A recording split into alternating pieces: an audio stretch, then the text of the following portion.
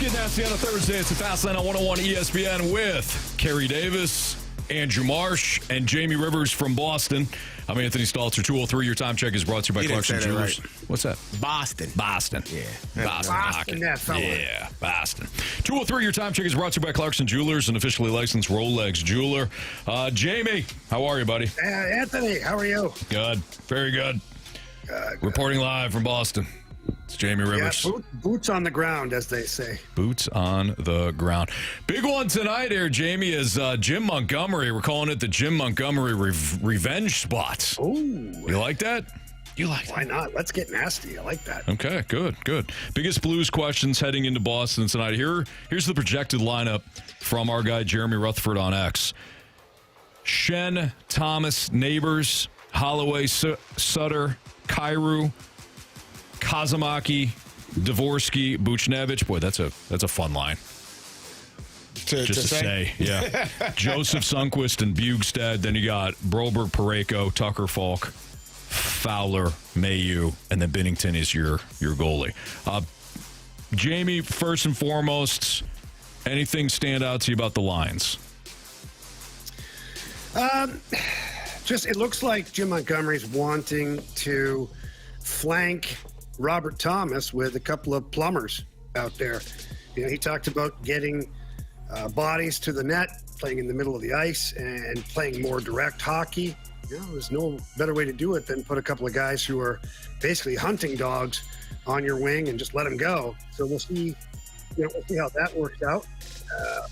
Also, for me, it's not telling. It's interesting that he's going to cross Kastenmaki and Dvorsky on the same line. They've got Pavel Buchnevich in there as well, so that's going to be a pretty fun line. Now, Kastenmaki's a very sound defensive forward. So is Pavel Buchnevich, and Dvorsky's played very well defensively so far since he's been recalled from Springfield. So those are the ones that interest me. I mean, I think that you're doing what you're doing right now. You're duct taping the boat as best as you can. You hope that it floats, and you hope that it goes. Jamie, can I interest you in a offensive forward anywhere? Do we have anyone that wants to shoot the puck? Carey, why do you ask these questions? Defensive forwards sound great. I mean, they help stop the puck from going in your net. But Jamie, what wins championships? Defense. But yeah, there we go. See, we're already in deep. We're already in championship mode, Carey. You're not wrong. But you also have to score in order to win games. So just need one. You just need one. Look, give me one, man. It's like my golf game. I only need one. Yeah. Why don't you tell me I could just put it in the hole in one shot? I'm going to do that every time. Yeah. Now, look, the offense is obviously a hot topic surrounding the Blues right now, and they realize that they haven't produced offense. Now, in talking to some of the players, and it does make sense. It's not an excuse. It's kind of a byproduct, really, of tightening up their game defensively. Like, the Blues were loose defensively to start the season. The defensive zone was not what it needed to be. And so when you tighten the screws, sometimes, you start leaning a little too defensively instead of playing offense. And I think what they've tried to do, at least in the last couple of games, is generate more offense. And they had some pretty damn point-blank opportunities that last game against Anaheim. They didn't score, which, as a coaching staff, you don't have any control over guys actually scoring or not. All you have control over is to create a system or at least a strategy where guys can get good scoring chances.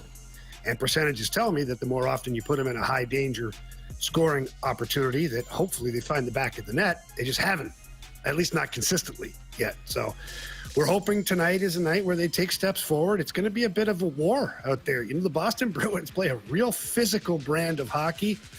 Jim Montgomery talked about it with us the other day. He said, this is going to be a physical matchup. I'm actually kind of anxious to see how our guys respond to this. How do we step up? And you don't have Nathan Walker. You don't have Toropchenko. Those are the two guys that are real physical for you.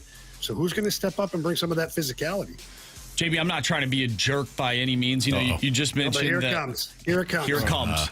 You just mentioned that, tighten up defensively. Maybe it's sort of suppress the offense. My question is, when things were loose in the defensive zone, it didn't seem like the offense was really doing that much at that period of time either. So is that just sort of like something like a mechanism to sort of lean on in terms of like mental to really?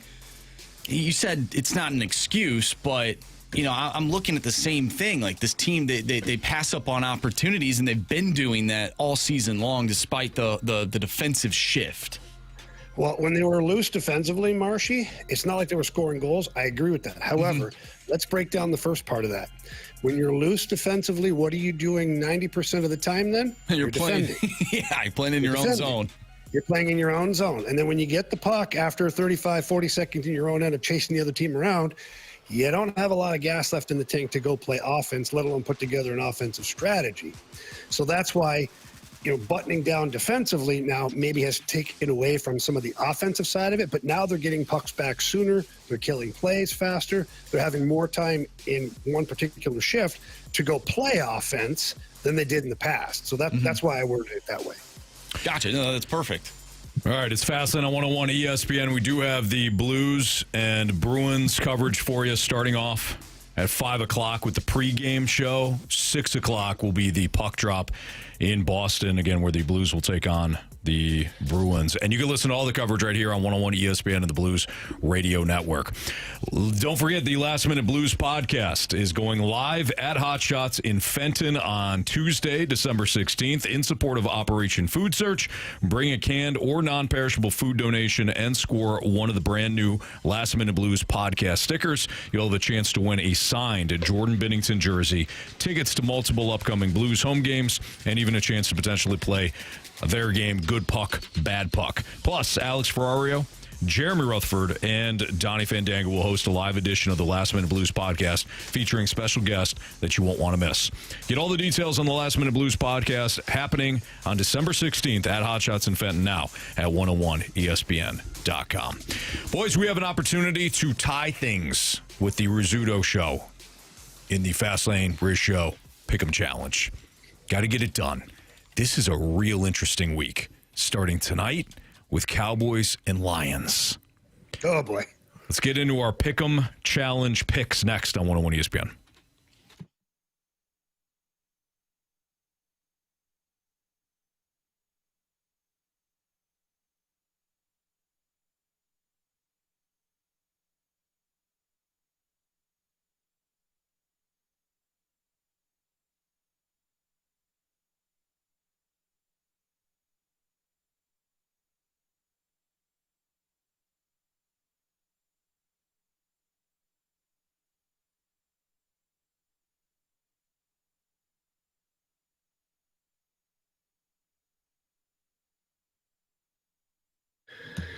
Can you believe it is already holiday season? Well, most people are thinking about lights, gifts, maybe some parties. There are homeowners out there that are also wondering if right now is the right time to sell their home, or should they wait to the new year? They wait till things get done with. So I asked Gloria Lou. I said, Gloria Lou, is that a good idea to sell right now or not? She said, yes, there are serious buyers that are still out there. And with fewer markets or fewer homes on the market, sellers actually face less competition. So that's good news. Get your house on the market. If you're not sure what your price range is, just call Gloria Lou. She will help you out with all of that. She'll set you up a price to where you will get full 100% market value for your home, or Gloria Lou will pay the difference. That's right. That's how serious she is about selling your home. So don't hesitate. Even over holiday season, we want everybody to have a great time and enjoy it. But it could be the perfect time to put your house on the market. So call Gloria Lou. Tell her Jamie Rivers sent you in. Her number is 314-325-6888. That's 314-325-6888. Or visit GloriaHasTheBuyers.com. And remember, Gloria and the seller must agree upon sales price and possession date.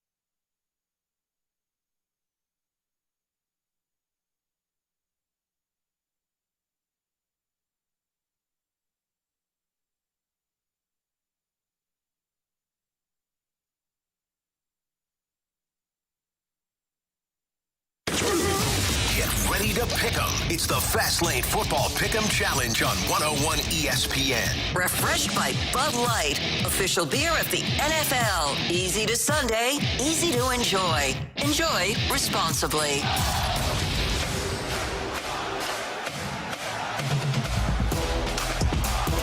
It's Fast Lane on 101 ESPN. Again, we have an opportunity to tie the Riz Show in our Riz Show Fast Lane Pick'em Challenge, but we need to win this week, and this week could be a doozy, guys. It starts off with tonight's game.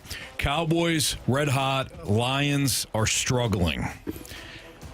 I've listened to a lot of different podcasts and sports radio over the last couple of days, and I feel like everybody and their brother is on the Cowboys, and I understand the reasoning. The Lions are banged up. Amon-Ra St. Brown is questionable tonight, but even if he plays, I wonder if he's any good.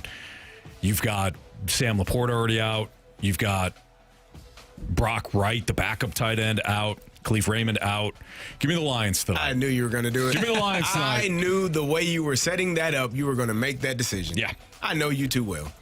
I think everybody is lined up. They're all hot and bothered, ready to back the Cowboys. Let's see if they can do it on the road. Lions, backs pressed up against the wall. They know what's at stake. I trust Dan Campbell and the Lions to figure some things out offensively. And it's not like Jared Goff played poorly last week. He played very well. The other local product, Jameson Williams had a big game. I think they're going to be okay. And these are the games that the Lions typically play well defensively when everybody has them counted out. So give me the Lions. This game has major playoff implications because right now you have Detroit and the Dallas Cowboys both out of the playoff seeding as it sits.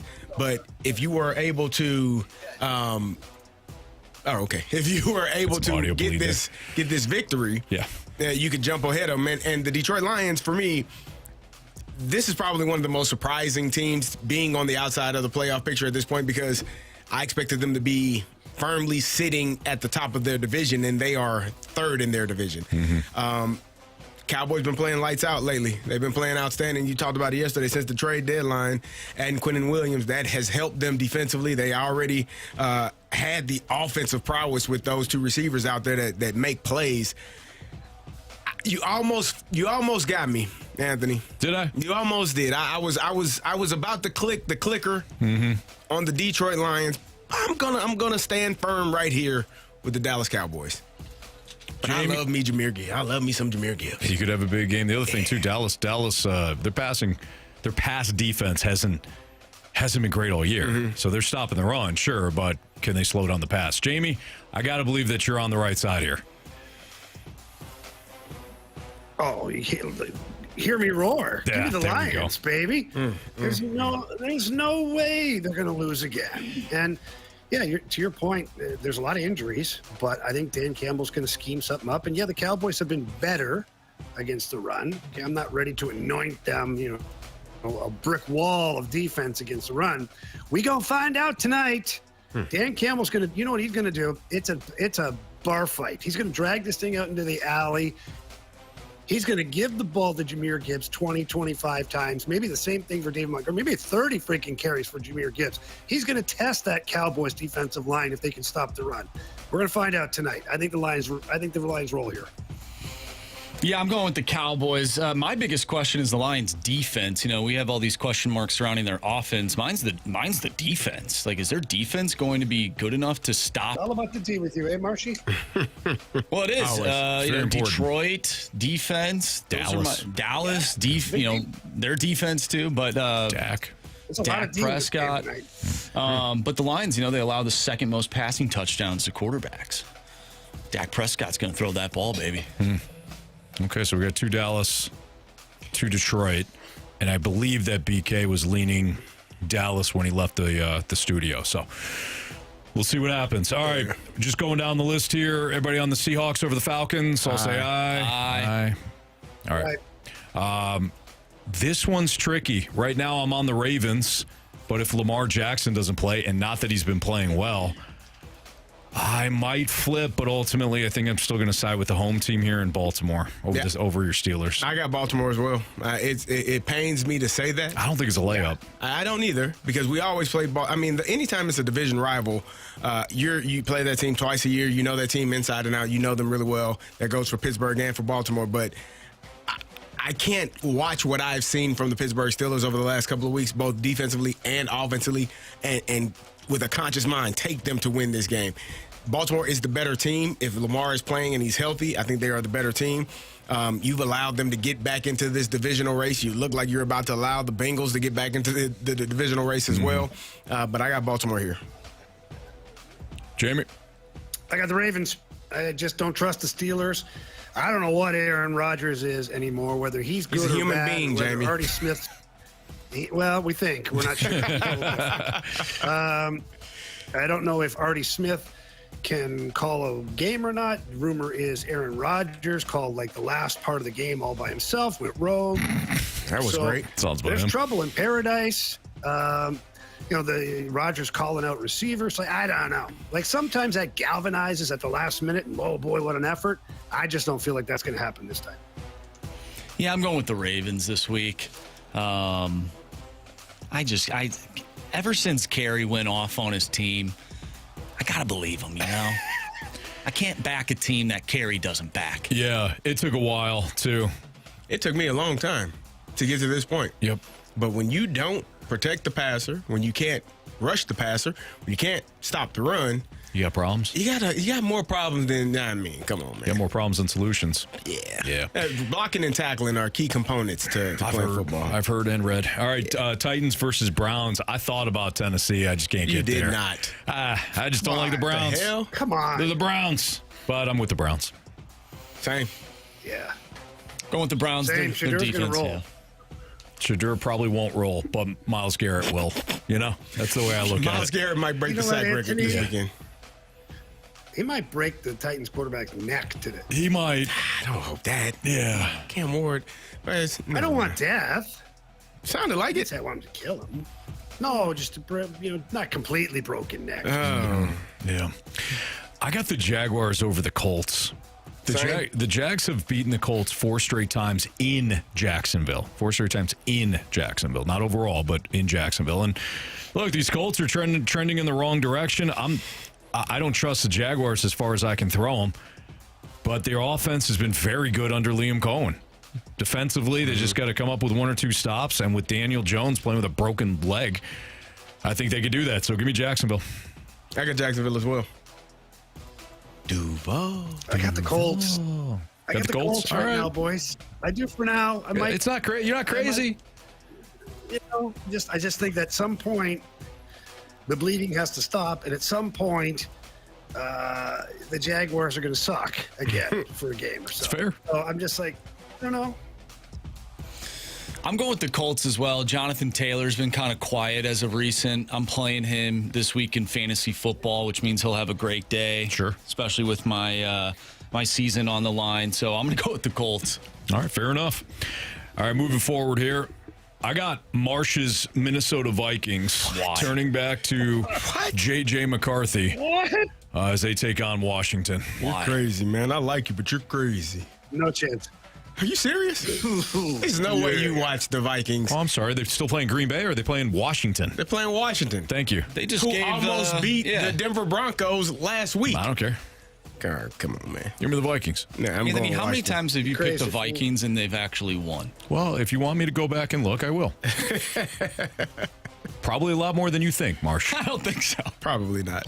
I don't think this year. Look, I don't care what you guys say. I'm going with the Vikings. I think Brian Flores may actually literally snap Marcus Mariota's neck. Nothing but respect, brother. Thank you. That's great. I wish you the best. Okay, enjoy that island. You guys are all on Washington? Hell yeah. Oh, I like this pick even more. I do. Have you not watched J.J. McCarthy or Max Brozeman? Have you play not watched football? Washington's defense? Ever? It doesn't matter if you And can I mean only, ever. no offense, close your ears, Marsh. It doesn't matter if you can only throw the ball for 90 yards, man. We're going to run the ball this week. I think it's more like 70. It was like 80. Yeah, it wasn't even 90. I rounded up. We're going to run the ball this week. I've been listening to some Kevin O'Connell. Press conferences. Getting back to basics. He's admitted some stuff. He's very self-aware now. Yeah, it only took him 13 weeks. He may not be the coach by Sunday. Washington, 3 turnovers in a 16-13 win for the Vikings. Give me those Jets over the Dolphins, too. Oh. Jeez, Anthony. Tua sucks in cold weather. He wants to get shot next week. You're going rogue, aren't you? Are you jumping off the bridge with the cinder blocks tied to you again? Yeah, he wants. No. What are you doing? Jets are hot. Listen. No, they're not. They've never been hot. What are you doing? They won that game last week. They've never been hot. Aaron Glenn's got these guys rolling. Tua's not Aaron Glenn. Tua's not won a game in sub 40 temperatures. How's the weather right now on the East Coast there, Jamie? That's beautiful. I was outside in my shorts today. Okay. See? He's Canadian. It doesn't count. It doesn't count. You're right. Oh, all of a sudden my vote doesn't count. Not when it comes to cold weather. Yeah, I'm serious. Give me the Jets. Oh, my goodness. I got the Dolphins. I get the cold weather issue that you speak of. The Dolphins can run the ball really well with Devon Achane. Got to find some ways to get what's the receiver's name? Jalen Waddle involved in the game plan earlier than they did last week. But the Jets have nothing, man. Come on, man. The Jets have nothing. Jets got a kicker. They got Breece Hall. Okay. That's all I need. All right. You're right. Give me the Dolphins. Yeah. Okay. That's all. I'm assuming you're on the Dolphins too, Marshall. Of course. Get into it. Wise man. Bucks Saints. Give me those Saints. I'm just kidding. Oh my God! I'm kidding. Give me the Bucks. I got the Bucks. I'll say I would have had you. I would have had Carey and Martian tie you up and take you to a hospital if you picked that one. All right, Bills, Bengals. I'm on the Bengals right now. Are you? I am. I like Joe Burrow. I don't like much of what Buffalo is doing offensively. They ran the ball really well last week. That's because Pittsburgh said we don't need to stop the run. But the Buffalo Bills haven't fixed their own run issues. And it's something about, Joe Burrow is I wish he could play. I wish he could be healthy an entire season and you could see the best version of him, because I do believe he is and I wish he had, like last year was one of his best years ever. Defense couldn't stop a soul. Kind of some of the same issues now, but I'm going with the Bengals. Yeah. Give me the Bills on this one. Marsh. Especially at home. That's why I'm taking the Bills, what Jamie just said. Home game. The Bills need this. I think they win. I got the Bills too. I just don't trust Cincinnati's defense. And this is not the same Bengals team that went into Buffalo a couple of years ago in the playoffs and beat the Bills. So give me the Bills. Everybody's got the Broncos over the Raiders. Yes. Everybody's got the Rams over the Cardinals. Yes. Packers, Bears. Anybody? I'm assuming, Carey, you're on the Bears. Jamie, you're on the Bears. And Marsh, you're on the Bears. No. Well, you guys all had them. I'm on the Packers. You guys all had the Bears higher than the Packers in the stack up.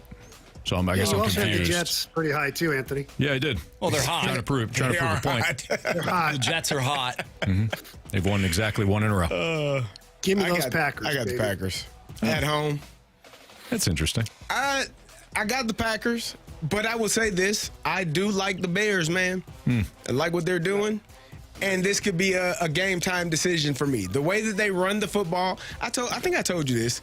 Kyle Monunga is one. I love that young man. Man, I watched that kid play at Rutgers 2 years ago, and that's I all don't they think had. he fumbled. Him and the quarterback. Like they had a couple of receivers, but he's spectacular. He's a well-rounded running back. He does everything. So I like what they do in the run game. Caleb Williams not turning the ball over. Ben Johnson sprinkle some magic dust on these guys. They're playing well. So I might flip. Yeah, I'm going with the Packers. Jamie? Oh, the Pack. Yeah, I'm on the Packers as well. Anybody rolling the dice with the Texans? Say aye. Okay. I'm staying there, too. I ain't flipping. Kansas City got way too many injuries up front. Oh, no. The Chiefs on Sunday night. Way too many injuries up front. Yeah, they're potentially out 3 to 5 linemen. Even half a squad, though, they're better than the Texans. Oh, wow. Not defensively. Okay. Yeah. Texans going to have 4 or 5 sacks. All right. I'm sticking with the Chiefs. 3 points. But I'll reconsider. Might be. Marsh, you on the Texans or Chiefs? No, I'm on the Chiefs. I can't roll with the Texans, man. Every time I do, they end up costing me a win. Fair. I am on the Chargers over the Eagles. Ooh. I got the Eagles. Monday night. Not a bad call. I got the Eagles, but that's not a bad call, Anthony. All right. Thank you. Appreciate you. Marshy? I'm on the Eagles this week. Fly, Eagles, fly. Okay. Well, Yeah. I'm either going to lead the week or get shot. No in between. What's trending is next. Marsh got a question about rink size in the Olympics, how that could change the rosters. That's next on 101 ESPN.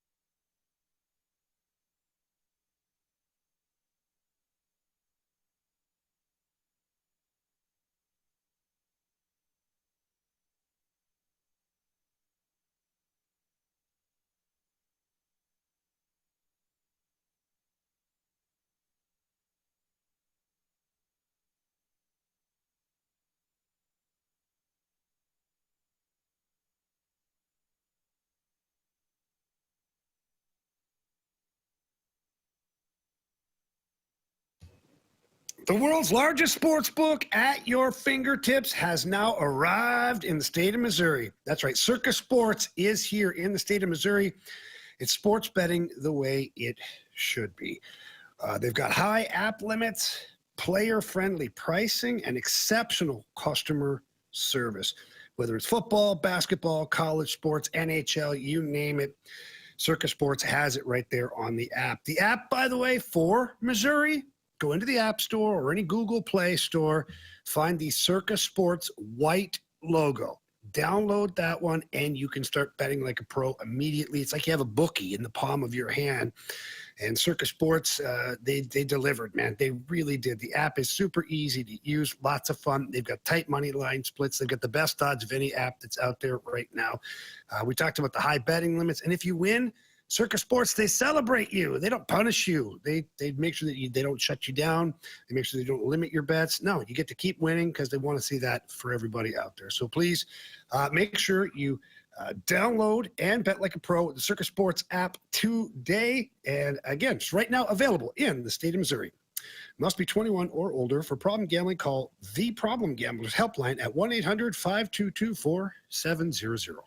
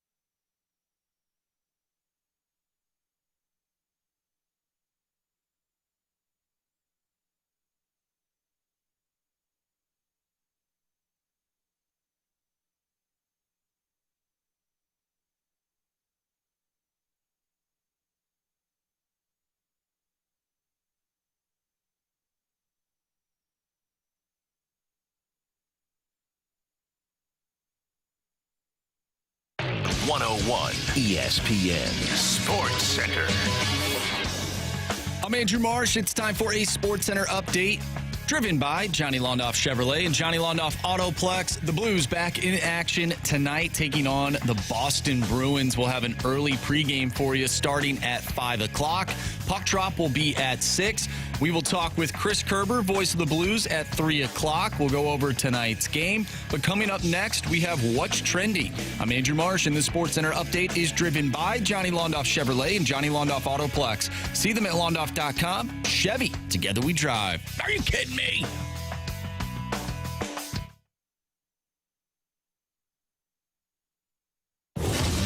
are the hot topics in the sports world? What in the wide world of sports is going on here? It's time to find out with What's Trending? Brought to you by Elite Comfort Experts. Heating and cooling with no gimmicks, just guarantees. EliteComfortExperts.com.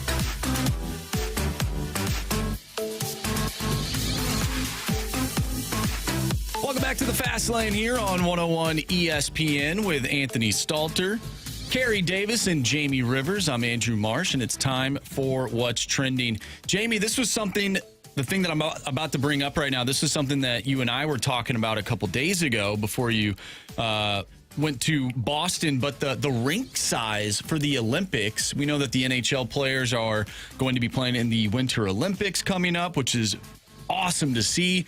But there's a little hiccup in the rink size. What do you make of this, and how will this affect the rosters? And one, how is this? Why is this even a thing? Well, that's a lot of questions in one sentence, Marcy. Sorry for the double barrel, Jamie. That was like a triple barrel. Triple you machine gunned me there with questions. And you understand, of course, that I have the memory of a gnat, so we'll have to walk through this together. Yes. Okay? Of course, interlocking fingers. Naturally. So what was the first question again? How did this happen? Yeah. Okay, so I don't know. I mean, I really don't know. I mean, it's a massive fumble by the Olympic Committee, a massive fumble by the city of Milan, Italy, all that stuff. What's screwy about it is, because when I played in Switzerland, where I played was only about 40 minutes from Milan, and there's a ton of arenas. Like, there's a ton of pro hockey being played in Switzerland and Italy, and they all have, Olympic-size ice sheet. And I know that the NHL teams wanted to have NHL ice, but, like, how do you screw it up so bad? I don't know. It's very uncommon for...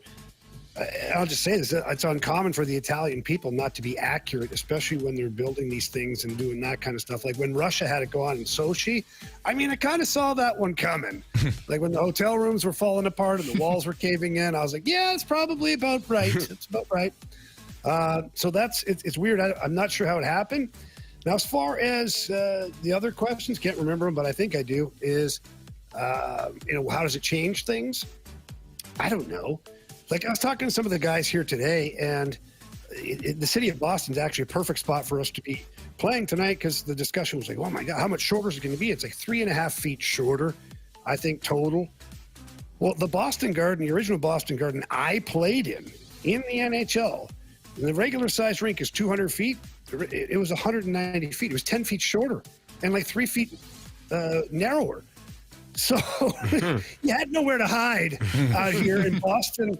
They always had big teams and physical teams, and the Buffalo Auditorium, that was a smaller ice surface. Maple Leaf Garden was different. Like, a lot of the rinks were different sizes, and I understand why the NHL mandated it, but it's not like Team USA is going to play on a normal size sheet of ice. It's not like Team Sweden's going to get an advantage. In fact, Team Sweden, Team Finland, probably more at a disadvantage, because a lot of their players, or some of their players, will still be coming from Europe. They're used to the big international ice and things like that, where at least in the NHL, you're playing on a smaller ice surface. So I don't see it as a huge deal. You get out there, you adjust, you adapt, you play the game. Will it change some of the roster construction? Army was on TV this morning, I believe it was TSN, talking about it, and he said that it won't change the way they pick the roster. I'm going to say a little bit of Pinocchio on that one. A little bit, because I think that the bigger team you have, obviously you cover the more area on the ice. So if you have a choice between player A, who has, let's say, 35 points right now, and he's 5'11", 185 pounds, or you have a choice of player B, who's 6'2", and has 30 points right now. You're going with the big dude. He takes up more time and space, more room, more physical. Your decor. Now, Colton Parayko for me is a shoe-in. Is a guy that size on the ice, taking up space defensively. So I think it might change. Like, it won't change your roster to where you're going and getting like a Nick Delorier from Philadelphia because you want to get to run around and hit everybody and fight. It's not going to do that. But if you have a choice between 2 or 3 players and you find the larger player that can skate with the same ability, you're probably taking that player in this scenario. Either way, it's going to be interesting to see because Bill Daly, not the commissioner, but he's right below the deputy or whatever it's called for the NHL. He made a threat saying, well, if the ice isn't the right size, the NHL players may not be going. What? Wow. I don't know. So the NHLPA would have to get involved. I don't think the players give us damn about this at all. I just don't think they care. I think they're like, just get us on the ice. We're all dealing with the same crap. We'll figure it out. Yeah, fair enough. Feel good about that, Marsh? Yeah, I feel good. No, you don't. Well, Can I answer all your questions, Marshy? Jamie, I had a million questions, and you answered about 999,000 of them. You did well, Jamie. You did it real well. I left it short, though. Nah. Yeah, I just like these guys. The NHL players, they haven't played in the Winter Olympics in quite some time. So you'd think that the 1 year they come back, they would like to, I don't know, make sure the rink is the right size. It's inexcusable. It's inexcusable, and you know the rink dimensions. It's a violation of the agreement that the NHL, NHLPA, and the IIHF have. It's like, come on. And they had 4 years to build that sucker. Yeah. What are they waiting? Like, what were they doing? Actually, they had 5 because the hosting country gets announced during the time, so it's like maybe 4.5 years is what they've got to build that thing. That's Jamie Rivers. I'm Anthony Stalter. You could join Carey Davis tonight. Thursday Night Football, Blues game as well. You can join Carey and Rafe from the Rizzuto Show tonight, 6:30 to 8:30 at the Hot Shots in Fenton. Head out there, watch the Thursday Night Football game. Like I said, get signed up for some point and 101 ESPN giveaways. Enjoy a cold Bud Light and just hang out with Rafe and Carey. That's tonight from 6:30 to 8:30 with CD, Rafe, and Bud Light at the Hot Shots in Fenton. We got Jamie for one more segment, so let's get into some one more Blues topic, and then we'll also light the lamp next on 101 ESPN.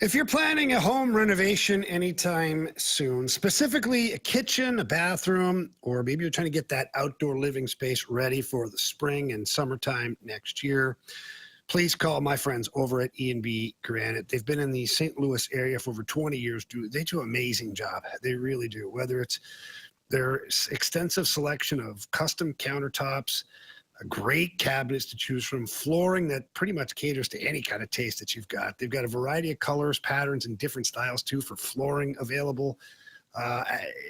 It's just amazing. It really is. And they do such a great job. The in-house design staff is second to none. I know myself when I went down to their showroom, which, by the way, is located at 6135 Manchester Avenue. The lady who helped me out was incredible. Incredible. I did not have a vision, at least not a good one, for my kitchen, and she walked me through the entire process. It was awesome, and I absolutely adore the final product. So please give my friends a call at E&B Grant. Tell them Jamie Rivers sent you and book that appointment. The number is 314-645-9300. That's 314-645-9300, or you can always visit enbgranite.com.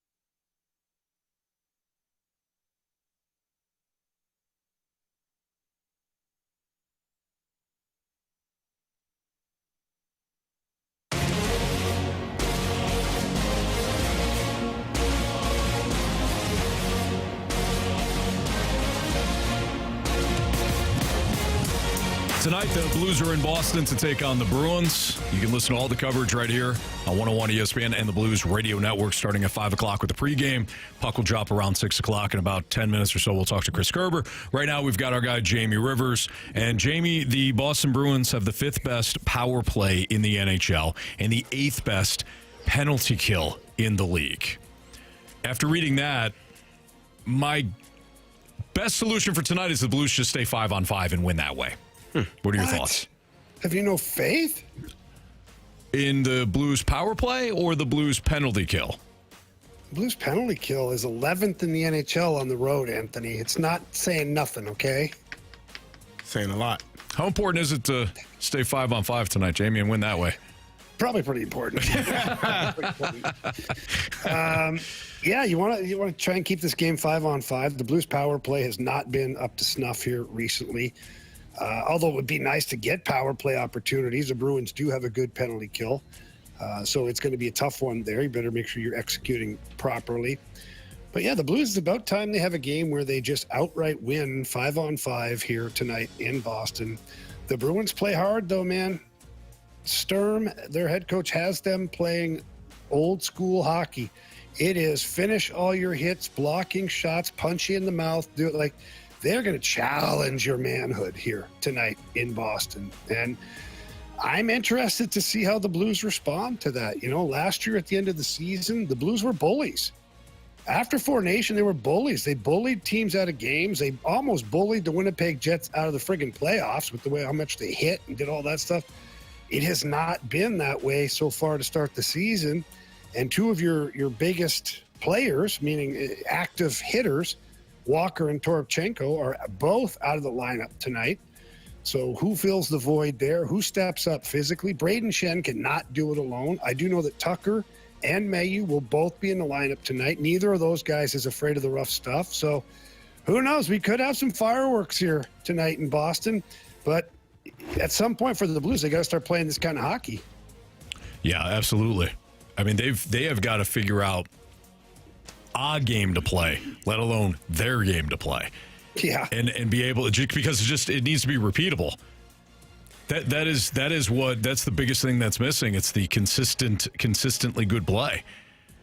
Whether it's their defensive coverage, just flat out getting somebody to the net. It doesn't even have to be a system thing. Why is that so hard? It's going to be an effort thing. Why is that so hard? Like, why don't you want to score goals? Like, just get in front of the net. Do it. Listen, you're preaching to the choir here, and I'm probably not the best person to ask about this because my era of hockey was quite different, and so I know what I used to do to forwards in front of the net, and barring anything that would get me incarcerated, even sometimes I didn't care. That was a tough spot to be. There was only about 3-4 guys in the league that really ever wanted to go to the front of the net. But now, like, I know it's tough. There's big guys who are going to shove you and they're going to maybe call you a nasty name and things like that. Maybe write you a vicious email or something. I don't know. But, like, I just don't get it. I'm with you, Carey. I don't get it. And you look at the players that are successful in the NHL. Just look at the players that are successful on the Blues. Pius Suter, what does he have, 6 goals? I think he's got 4 of them from right around the blue paint. And that guy's 5'10", 185.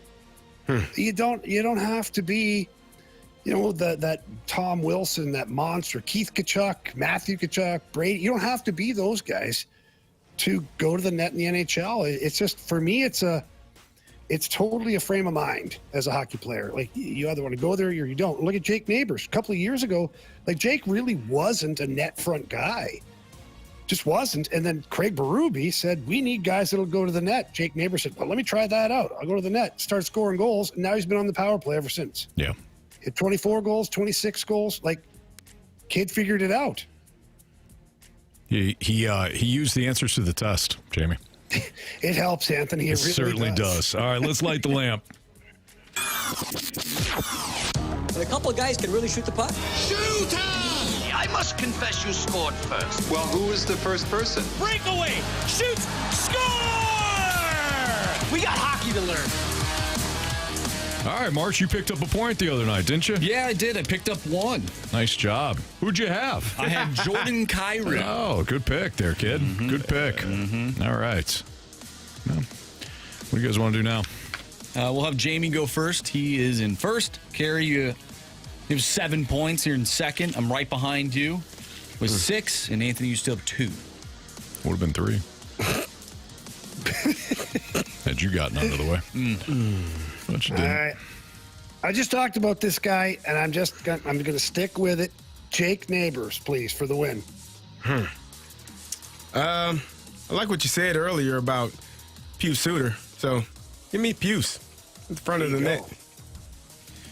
I'm going to go Dylan Holloway tonight. I feel bad for taking Anthony's pick and Jordan Carey. Thank you. I will go with Jordan Carey tonight. Oh wow. Wow. That's terrible. That's hilarious. I love it. Well played, Marshy. Give me Dalibor Dvorsky. Yeah, Anthony, look at you go. Let's do it. Does that rule still stand? If you get your first goal on your first night, you get 5 points, Jamie? No, because you guys screwed on last time, so screw you, Carey. Go Kaskamaki yourself. Oh. No need for that language. Not one bit. I know where he's heading. I was just wondering. Especially for our guy, Carey. J-Dub. Is that what it is, like the kids say, Carey? J-Dub. JK? Just wondering. Oh. No, J-Dub. Just wondering. I never heard the J-Dub, Dad. I haven't either. J-Dub. IDK. Oh, okay. I don't know either. That's what the kids are saying. That's what the kids are saying.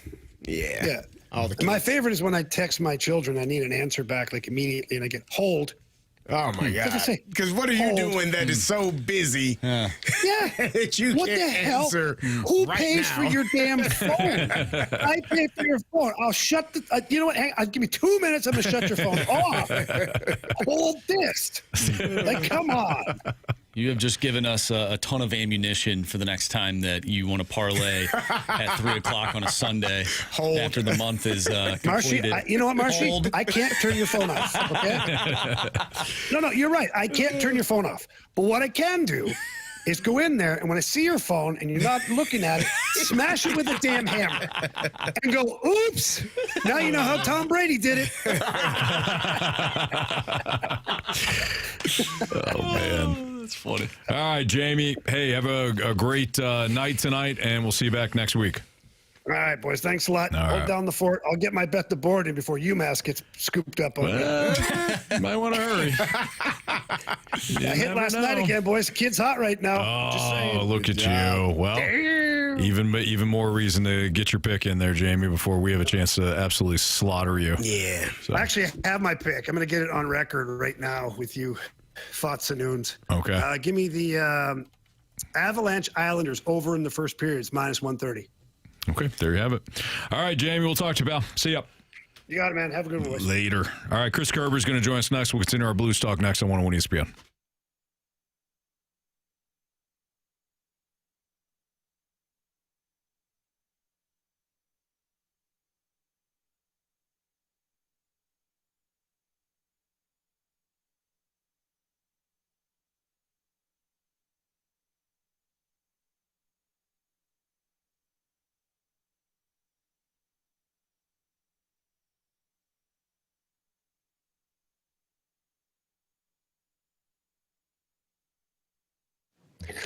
Let's get dirty, St. Louis. It is that time of the year, holiday season. So much fun. Make sure you visit Dirt Cheap. They are St. Louis's one-stop party shop. They got massive selection. I mean, anything you are looking for your holiday get-togethers, family parties, whatever it is, they've got great selection for you. They've got unbelievable customer service. And Dirt Cheap is the place to go for all of your other stuff, too. Your beer, your wine, little airplane bottles. Maybe you got some shooters going on. Go visit Dirt Cheap. Also, don't forget to download the Dirt Cheap app. They got great savings on there. And also, you can place an order for pickup or delivery. And that's a huge help holiday time. They've got great new locations as well all over the place. Their newest one in Wentzville, you want to check that out. It's pretty awesome. But remember, if you're stocking up for the holidays, get over to Dirt Cheap. They are your one-stop shop, again, for everything that you need, including Zwickle Light from Urban Chestnut. You're going to love that one, too. Add it to the list for this holiday season. Whatever your tastes are, you'll find it at Dirt Cheap. Remember to go ahead and order or go ahead and download that Dirt Cheap app. And remember to have fun, but please be careful out there.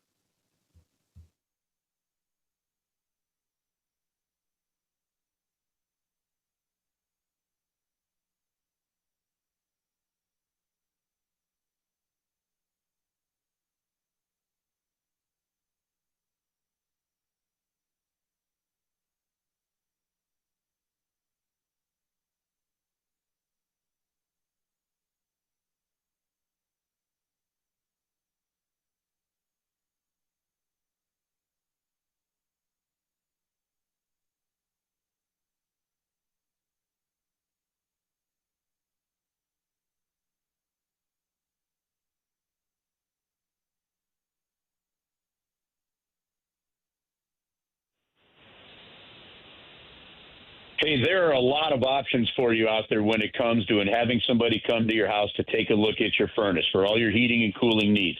I'm going to save you a lot of time and a lot of trouble. Call the folks at Classic Air Care. I use them in my house, and that's why I'm telling you that you are good to use them in your house. If it wasn't that way, I wouldn't be on the air telling you about them. Why are they good? First off, they're fast. Secondly, they're courteous. Third, they know everything that they need to know. They've got technicians with well over 45 years of experience working on every kind of machine, right? And number 4, they love making sure that the customer is happy. They love getting the job done right, and customer satisfaction is their number one priority, which is why they have a 4.8 Google rating. They've got over 100 trucks out on the road. They've got the ability to get to you quickly. They've got appointments available as soon as within the next 24 hours. If you have something going wrong with your furnace, it's not a fun thing to deal with. It adds stress on top of everything else that's going on. De-stress. Don't worry about it. Keep in mind Classic Air Care. If something's going wrong, you question something, you need to know something, you want somebody to come to maintain it, to fix it, to put a new unit in, it's really simple. Call the folks at Classic Air Care. Again, they take care of my house. They will take care of your house with the same level of care and customer satisfaction that I experienced, and that's why I'm telling you about them here on 101. So it's Classic Air Care. You go to the website, classicaircare.com. And again, it's not a fun thing sometimes when that furnace breaks down, but you can trust the folks at Classic Air Care are going to get you up and running as quickly as they possibly can. That's why you give them a call. ClassicAirCare.com. They've been making people comfortable since 1926.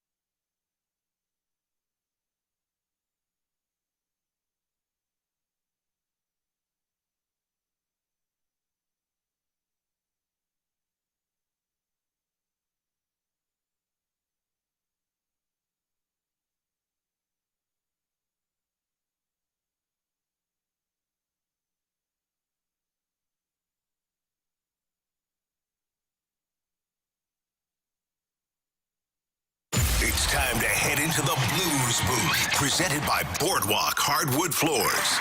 This holiday season, Boardwalk is proud to partner with Toys for Tots as a drop-off location for the annual toy drive. Find your nearest showroom and drop-off details at boardwalkhardwood.com.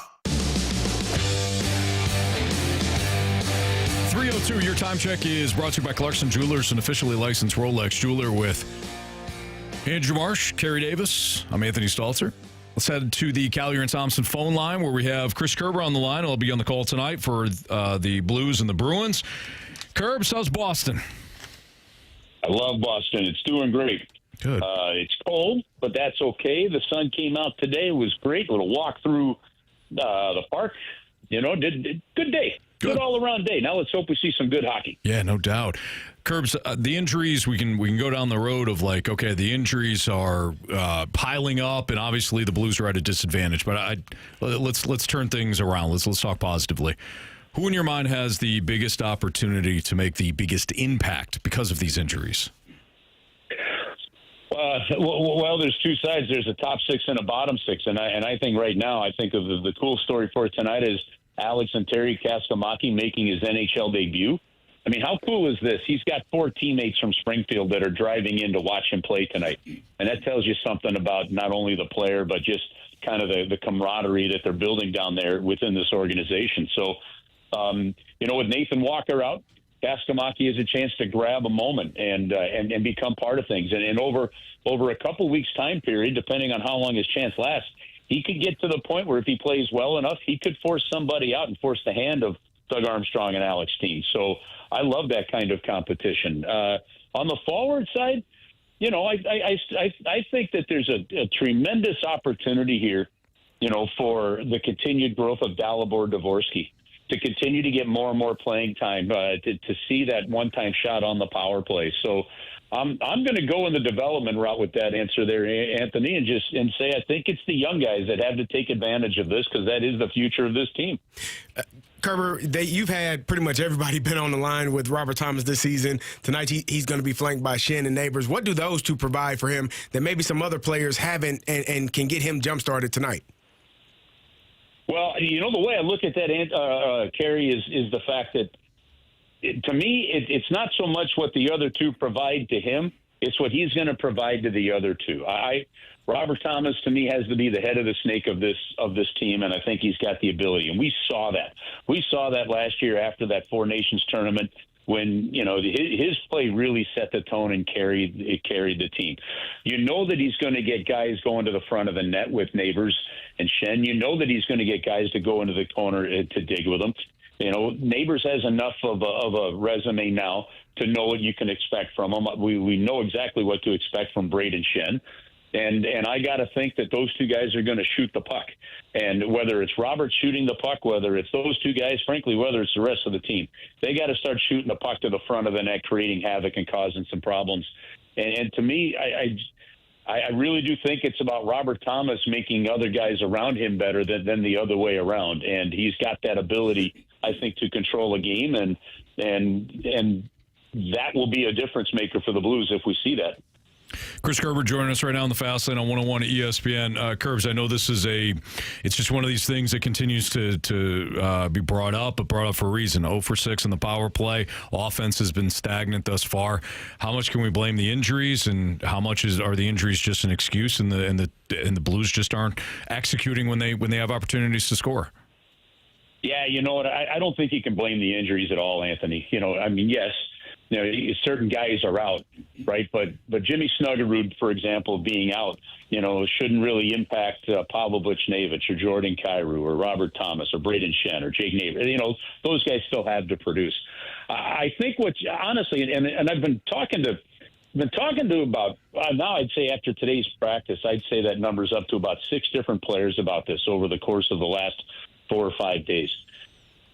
Everybody feels like they're getting chances. Like I talked to Kyrou after the morning skate today, and he's frustrated. He's like, I feel like I'm getting a ton of chances. It's just not going in. Look at the chances that Buchnevich has had, and it's not going in. And I think what's really kind of kicked in, Anthony, is when the season started and the Blues were very aggressive with their D, and eventually that led to some holes on the back end, the Blues started giving up a bunch of goals. When they started giving up a bunch of goals, this team got fragile, and you start to play not to give up goals rather than just play the game, if that makes sense, right? Mm-hmm. So you follow that up with the fact that they basically had to revamp their defensive zone coverage and how they're going to do things. And I think the turning point was right around that Toronto game up in Toronto and the beginning of that 5-game road trip. Okay, and to a man, they all seem to be saying the same thing. Looks like we've corrected that. And now the next step of that is offense. So when you have defensemen, say like a Colton Parayko going, man, I just got to focus on what I'm good at, which is defending. He's not thinking, on the offensive side as much. When you have offensive players that are defending back in their own end for 30 seconds and the shifts are 45 seconds long on average, that 15 seconds in the offensive zone isn't enough. You might get it in, some guy changes, and lines are kind of naturally discombobulated. So taking their, kind of using their guidance on this, it feels to me guys saying to say it's coming from an all-around team standpoint. But I don't think it's the injuries. I think it's they've really had to focus so much to get their defensive structure back in place that that's come at the expense of offense. And now the power play, that's a different story. You just got to find a way to shoot the puck. The power play was clipping pretty good, and then it's really sputtered over the last 9-10 games. And you're going to see that happen, but there's only one way you fix that, and that is you shoot the puck. And we'll see how that is tonight, because this Boston Bruins team will take some penalties. Kerbs, we saw a little bit of a back and forth from Jordan Binnington and Coach Jim Montgomery after Benner was pulled the other night. He's in Boston. We know how much success that he's had against the Bruins in that building. How dialed in do you think he will be tonight? I think he's going to be just as dialed in as he's been for every other one of his starts. Jordan Binnington has moved into that be-in-the-moment aspect of his career. And maybe Carey relates to this, but at some point in time, you've done some things enough where you just trust yourself and you know a process. And you know that process, even though you're not going to win every game or you may not have your best game, that process is what's going to carry you, and he trusts his process. I mean, I'll tell you what, with what we've seen from Jordan Binnington in this building, I think it's a no-brainer to start him, right? Absolutely. And plus, I think there's something else here, guys, and this is, look, he's a fiery guy. We talked about that over the last couple of days. So is Jim Montgomery. That stuff's going to happen. And that players bark at coaches all the time on the bench. You just don't see it as much as when you say you pull a goaltender and that kind of thing happens. But I will tell you this, is I think it's still very clear what the Blues think. And despite as well as Joe Hofer has been playing, right, I think they're showing Jordan Binnington a lot of respect by saying, nope, you got this game. You're our starting goaltender.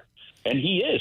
And, with him starting today, unless something crazy happens, you got to think unless for some reason Hofer were to start the back-to-backs, and we haven't seen that happen in a long, long time, Jordan's got 2 of the 3 games here. It's his team. It's his net. And they're still saying this is the case. This is the role. So I love everything about the decision of having him go tonight. Kerbs, you mentioned Monty, and he's returning back to Boston for the first time since he was let go. Have you had a conversation with him about what it feels like to be returning to Boston tonight? Yeah, you know what? A lot of Boston media was around him today, Carey, and we're asking questions about that, and his replies, were pretty good. He learned a lot. It was, very thankful to the Boston organization for giving him another chance as a head coach in the National Hockey League, setting the stage. The ability for him to come in and work with a team that had a captain like Patrice Bergeron and Brad Marchand and the leadership that they had when he was here, and set that great record of 135 points in a season that Colorado could actually maybe chase down this year. Who knows? But, to me, that he was very thankful of his experience here. And how does that blend into what he's doing here? Well, he learned so much from coaching Patrice Bergeron. Like he shows Robert Thomas video of Patrice Bergeron and how things are handled and things. So, I mean, that's how a coach takes the experience from one step to the next. But he was very appreciative of the opportunity that the Boston Bruins gave him to get back behind the bench as a head coach. Not surprising at all. Jim Montgomery, a total professional. Kerbs, we appreciate you. Have a great time in Boston. Bring home a winner, and we'll talk to you again next week. Okay, guys, have an awesome week. You Talk too. to you in a bit. All right, that's Chris Kerber. Bye.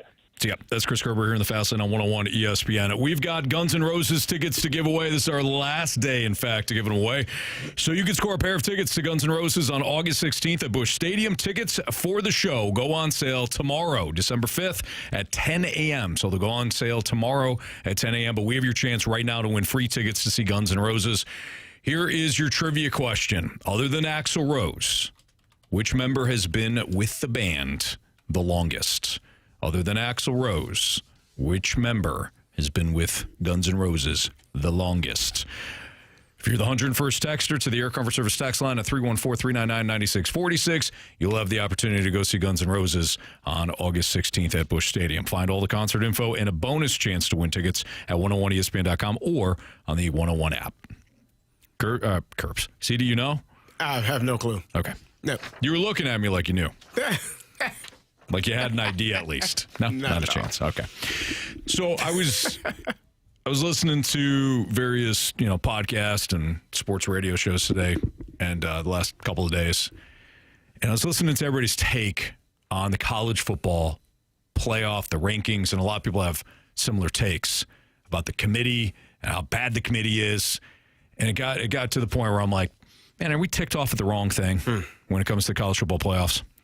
I'll tell you what I think we should be ticked off at and whether or not college football will do anything about it. Next on 101 ESPN.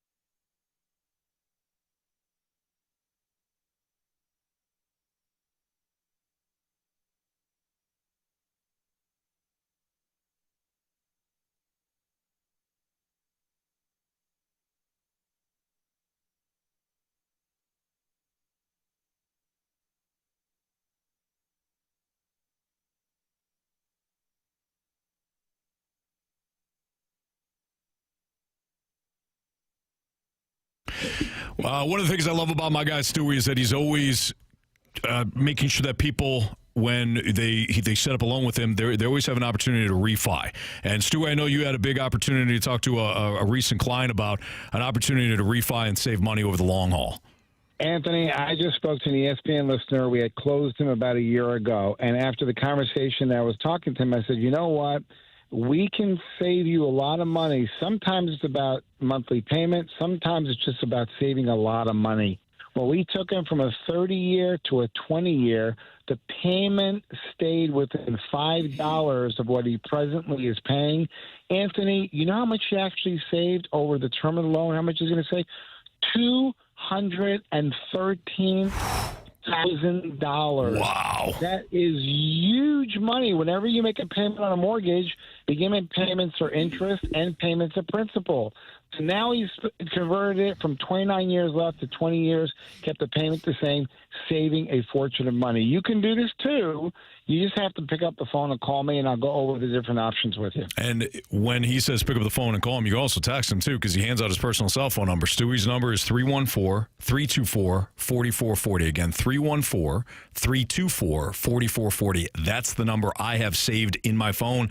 That's the one I reached out to Stewie just last week, ask him questions about a house and loans and things like that. He is incredible, and he will save you money. Trust me on that. So give him a call, shoot him a text. If you miss the number, you can always Google the Bagel Loan. Stewie, have a great day. Anthony, have a great, beautiful day. NMLS number 226715.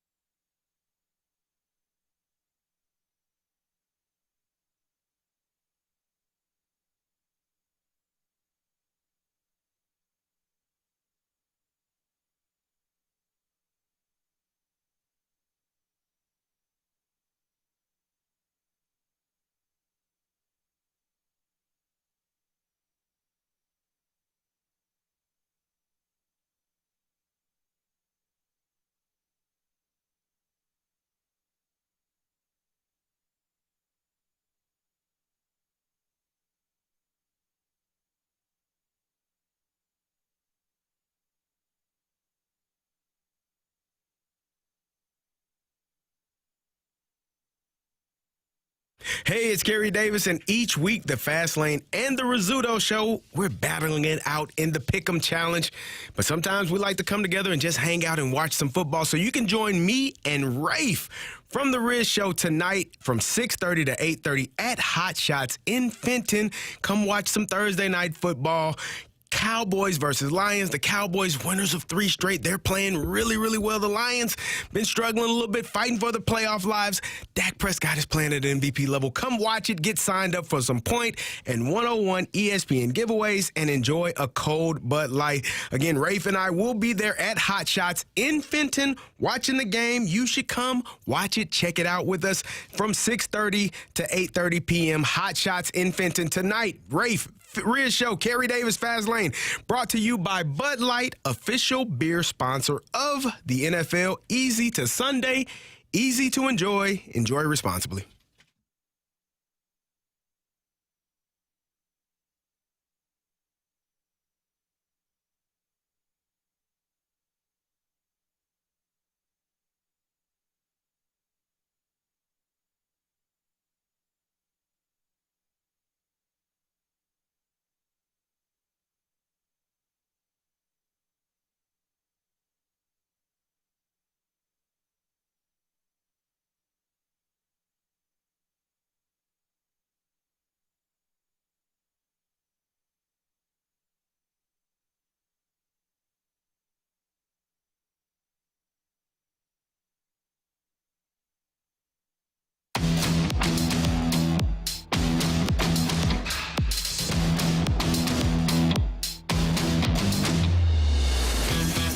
On 101 ESPN. So, as I said, my tease, I've been listening to other people's takes on the college football playoff rankings and how the committee does things. Obviously, we've had our opinions on it. Marsh, I know you were kind of chastising the way that the committee spoke about keeping Alabama, moving them to number 9 and the reasonings behind it because of the Iron Bowl. I agree that the transparency has not been good with this committee at all. Mm-hmm. The reasonings behind it doesn't, it makes sense, but it makes like idiotic sense. But I do wonder, after listening to people bash the committee, if we are ticked off at the wrong thing. If I were to say to you guys, hey, let's form a committee right now, and it's up to us to choose the best quarterbacks, the 12 best quarterbacks that were selected in the first round over the last 10 years. Do you think we can do it? Sure. Think we could do a good job? Over the last 10 years, the top 12 quarterbacks in the first round to be taken in the first round the last 10 years. Do you think we could do it as a committee? Yeah, sure. Should we try it? We could, but hang on that. I agree. We'll do it after. I agree. I think we could do a pretty good job.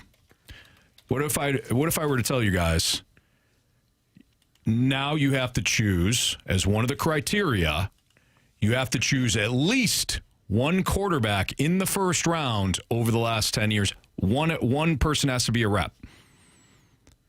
At least. If you have to have in the one. Yes. In every year. You got to take one from every year. Yeah, exactly. So okay. Nah, I wouldn't like it as much. Do you think we could? Do you think we could do a good job?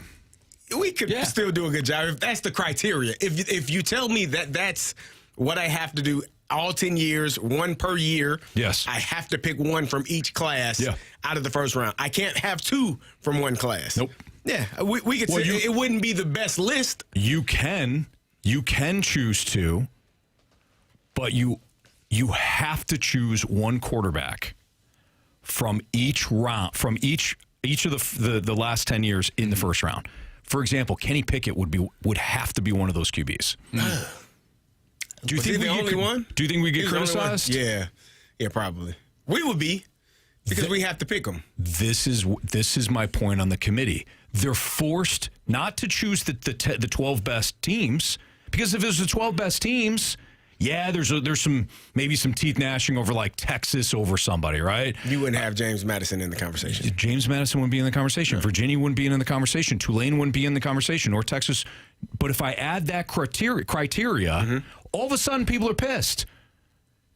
We're pissed at the committee. We're pissed at the wrong thing. We're pissed at the committee choosing these 12 teams, but it's not the 12 best teams. It's the 12 best teams with a wrinkle. Based on the parameters that they set. Exactly. And this wrinkle now includes James Madison, Tulane, North Texas, Virginia, Duke. I'm not mad about that, though. I'm mad about, like what you said, the transparency and the communication of the teams. No matter what, though, Marsh, you're going to be ticked. Somebody's going to be left out.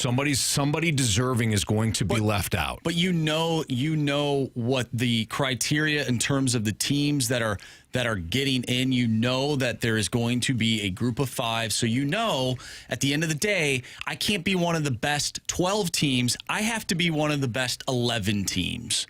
And really, you know that, though. Really 10 teams. Best 10 teams. 10, Best 10. Sure. Yeah. But you already know year. that.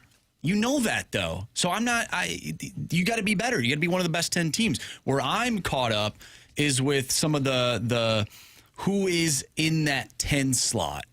That's what I'm kind of caught up on. Do you think Notre Dame is one of the 12 best teams in the nation this year? One of the 12 best? Mm-hmm. Yeah, I think I do. Do I think they're one of the 10 best? I don't know.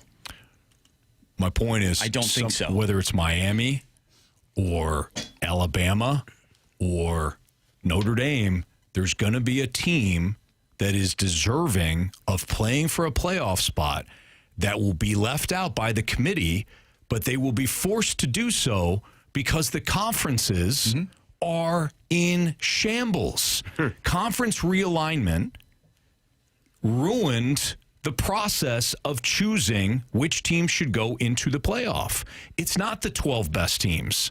It's the 10 best teams-ish, and then 2 more, in this case, that really don't deserve to be there, but we've got to apply the Kenny Pickett theory, right? So the Kenny Pickett criteria, to go back to the example. You mentioned the conferences. There's a ton of different teams. Like, there's a ton of teams in the Big Ten, right? There's a ton of teams in the Big Ten. Let's act like that never happened, right? Let's act like the Pac-12 is still a thing.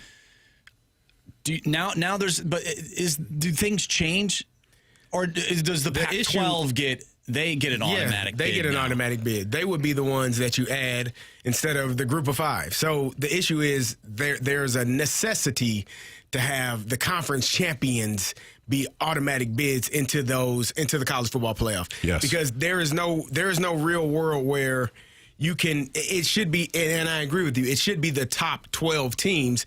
In order to get to the top 12 team, you have to be James Madison. You got to beat a Big Ten team. You got to beat an SEC team. You got to beat an ACC team, and maybe a couple of them in order to jump or leapfrog your way into that conversation. And then the other part of it is, in my opinion, when you start off with the preseason polls, you already have an idea, or in their mind, there's an idea of who belongs where.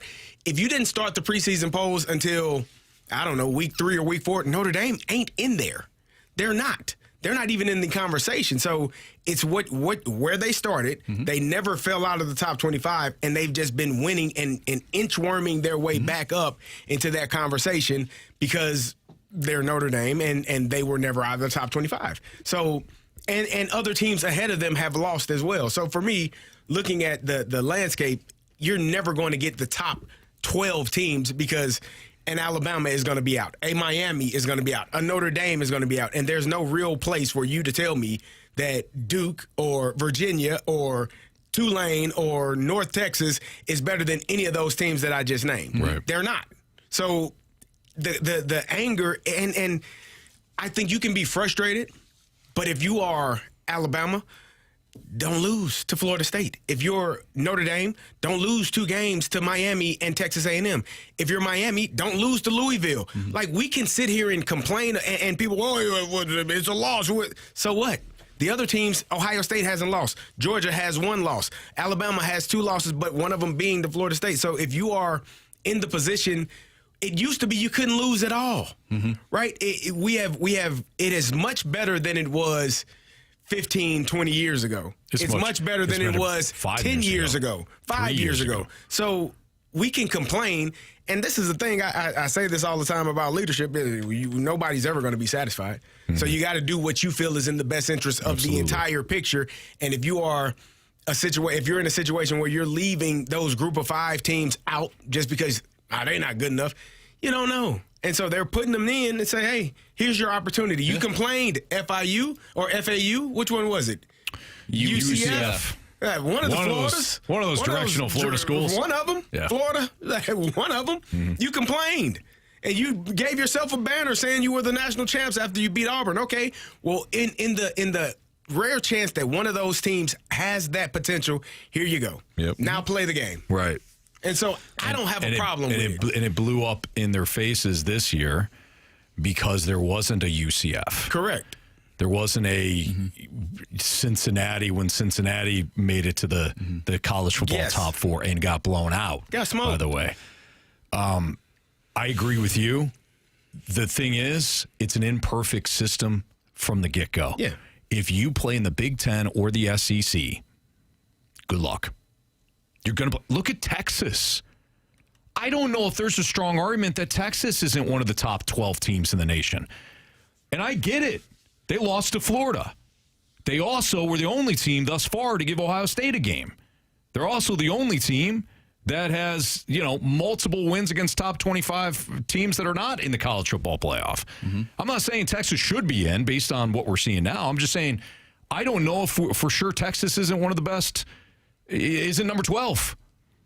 But that's the thing, though. We know what the criteria was heading into it. So if you're mad about that, sorry. That's what it is. Sure. And, if they change the whole group of 5 thing, well, then maybe next year there's a group of 5 team that actually is like a UCF. Mm-hmm. And then all of a sudden they get left out. And then we're back to square one. Every year is going to be different. The point is, though, you mentioned the conferences and now there's a ton of different teams. Well, they did that because these teams, they're not playing each other. Right. And there's money involved and whatnot. But now the way that this is set up, well, now none of these teams are going to want to play each other. Mm-hmm. They're not. Yeah. What's the point? What's the point of playing these out-of-conference games? Sure. But how do we know who is better? Well, it's by playing the out-of-conference games. When you really want to look at it, at the end of the day, that's why what I'm caught up and what I'm ticked off about is the whole Miami-Notre Dame conversation. Mm-hmm. When we literally have concrete evidence. I don't care who you played. I don't care who you beat. At the end of the day, did you beat this team? No, you didn't. Why are you ranked above them? Yeah. We have concrete evidence of these two teams playing. Why does the game at the beginning of the season not mean as much than the games towards the end? Mm-hmm. They're on your schedule. Yeah. That should matter. Yeah. That's what I'm ticked off about. I don't care about anything else because I knew the criteria heading into the season. We can all agree, though, and Carey just said it, this is way better than what we've had. Way better. You know? You can complain, but hell, it's better than only 4 teams. And you could bet your sweet ass I'm going to watch Tulane or North Texas get the crap kicked out of them in round 1. Get the hell beat out. And if they put up a fight, ooh. Awesome. Even better. Exactly. All right. It's Fast Lane on 101 ESPN. We've got our Sports Six-Pack Part 1 coming up. Air Comfort Service text line is 314-399-9646. So if you have a question for us, send it there. Sports Six-Pack Part 1 next.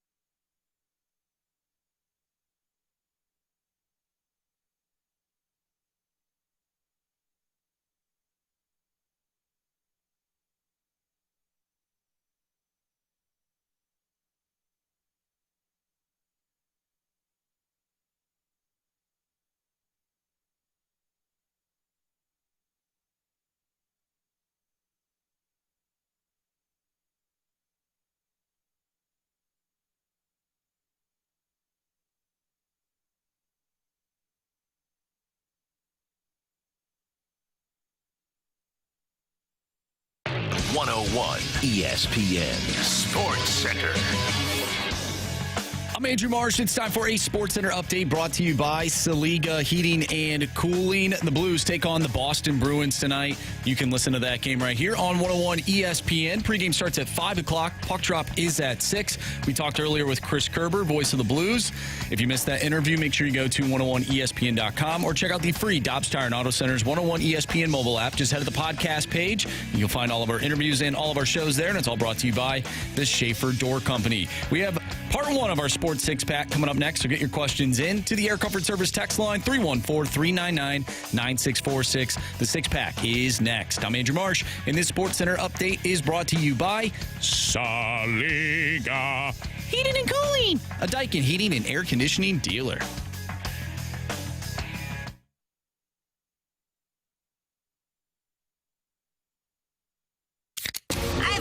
It's time for the Fast Lane to answer your sports questions. I want to ask you a bunch of questions, and I want to have them answered immediately. Asking me all these weird questions. Answer the question. Answer the question. Answer me! Refreshed by Urban Chestnut. Urban Chestnut Swickle Light Premium Light Beer. Live your lifestyle, St. Louis. It's a Fast Lane on 101 ESPN. If you got a question for our Sports Six-Pack, send it into the Air Comfort Service text line at 314-399-9646. Marsh, go. Question number 1. All right, from the 314, what does Eli Drinkwitz have to do to prove that he is a legit coach in the SEC? And is the transfer portal the answer for Mizzou's quarterback problems? To be legit, I think in any conference, you got to play in a conference championship game. You got to put yourself firmly, well, maybe not, at least be in the conversation to be in the college football playoffs.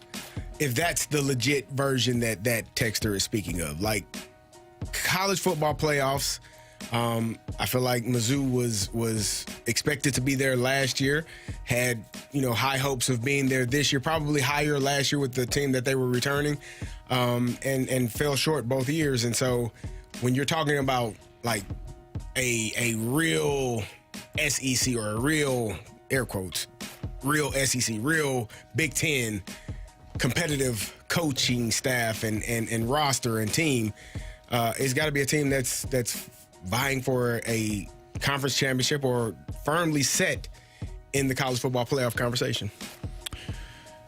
Yeah, I mean, I do think he's already, I think he's legit.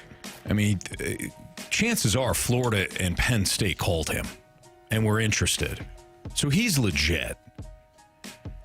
As far as though, like, really cementing that you are one of the upper echelon coaches in the SEC, Carey nailed it. I mean, you got to be playing in a conference championship. Or be Texas A&M and be just out of it, but still in the college football playoff. Be Oregon, just out of the Big Ten championship, but firmly cemented in the college football playoff. Absolutely. Picture. And I'm not being flippant here. But you can't beat South Carolina and Kansas and Mississippi State and Auburn when those teams have down years and say you've done something. You had a good season. But the difference between good and great is you have to start knocking off some of these top 25 programs. And like Carey said, either knocking on the door of a conference championship appearance or being just outside of it in the playoff as a at large. Yeah, like in Oklahoma. Yeah, absolutely. Yeah, 2-loss Oklahoma. Yes. 2-loss Mizzou. I think they get in. No doubt. Mm-hmm. Especially with like the teams that they played this year. The Alabamas, Vanderbilt. They're up there in the up in the conversation. Of course, they're not going to be in it. But you played Oklahoma. Played some tough teams. Texas A&M. Yep. You win 2 of those games. They're not that far off. No. The Alabama game could have gone either way. Same with Vanderbilt. Vanderbilt could have definitely gone either way, and that was when your freshman quarterback had to come off the bench. Mm-hmm. Your defense kept you in the Vanderbilt game, the what was the other game that they lost? Oklahoma. Yeah. Mm-hmm. Your defense kept you in those games. And the defense played well enough for you to win against Alabama, quite frankly, but not good enough to overcome some of the stupid mistakes that you made early on. Yeah. What was the other? Was there another part of that? The quarterback. Yes. Is NIL the key to quarterback? Yeah. I don't think you should be so quick to write off Matt Zollis. He's probably, I mean, it's hard to play quarterback, man. It's harder when you're a freshman, true freshman, playing in your first game in the SEC. Like, it's not. And you're thrusted into that position. The expectation for somebody to just show up. I mean, Arch Manning stunk in his first few appearances as a college football quarterback, and he was highly praised. And he's playing much better now as the season has progressed. So, yeah, I'm not comparing Matt Zollis to Arch Manning. I don't know what his future holds, but I'm just saying it's hard to be a freshman quarterback to be thrusted into that position and have all those expectations placed on you. I'm not writing him off, but I do think that if you can bring in somebody, that has been the key. Indiana quarterback, he's homegrown? No. Okay. Let me see here. I think Dante Moore is Oregon. I think Jaden Mayava, I don't think he transferred in. There's some guys that have been playing well. Did Reed start at A&M? I don't know. I know John Mateer did not. No, John Mateer was at West Virginia. I mean, if you can find a replacement, if you can find that guy in the transfer portal, we talked about Fernando Mendoza yesterday. He was not, I don't think he was one of the highest sought after transfer portal quarterbacks, but Kurt Cignetti saw something in him, and it has been pretty damn good. So it's about finding the right fit for your program or your program. Depending on where you're at. In said program or program. Question number 2. Just to continue this conversation, Anthony, you said something that sparked a question from the 217. How is Drink legit? He's 0-8 against ranked conference opponents since 2023. His record overall looks okay, but wins are against junk. I understand that. My point is, if Drink were to be, let's just say Drink was fired today, do you think he gets the Penn State job? If the Florida job was still open, if he was fired, he's let go. Mizzou's like, you know what? Based off the criteria the texter just set. Probably not. I don't think so. You don't think he gets hired by Florida or Penn State? If he were fired, no. I'm talking about right now, today. Mizzou says, or let's just say it was 3 weeks ago. They said you haven't beaten top 25 teams. You don't think he gets a decent job? I don't think Penn State or what was the other one you said? Florida? No. I don't think so. If you were fired, mutually agreed to part ways. If Mizzou fired you, I don't think Penn State or Florida would hire you. Penn State, who currently doesn't have a coach. If Mizzou fired you, I don't think Penn State or Florida would hire you. Okay. Now, if you were fired, I want to make that clear. I don't think you get hired. Just saying. What if they mutually agree to part ways? I still don't. Unless there was already conversations being had, maybe. Okay. But if you got fired from Mizzou, and because you were fired from Illinois, I don't think Penn State or I'm not saying. I think the texter heard what I said and immediately went to like, well, he's not Kirby Smart, you idiot. I know. But when it comes to like where the pecking order is, I don't think Drink is a bum because he hasn't beaten top 25 teams. James Franklin, was James Franklin a bum? CD? No. Absolute bum? No, hell no. Terrible? No. He's a really good coach. Okay.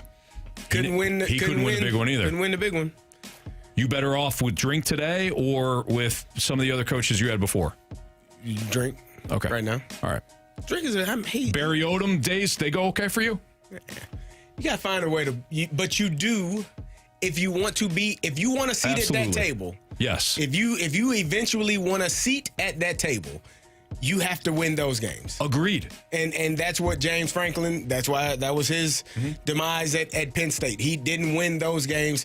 He was poised. He had all of the things in front of him, ranked number 2 at some point in the country. Like, you got all these things in front of you, and you don't get to that position. And really one play away from playing in the national championship game the year before. Right. So you're right there, but you didn't get it done this year when you felt like it was supposed to be even better this year than it was last year. No pushback on that.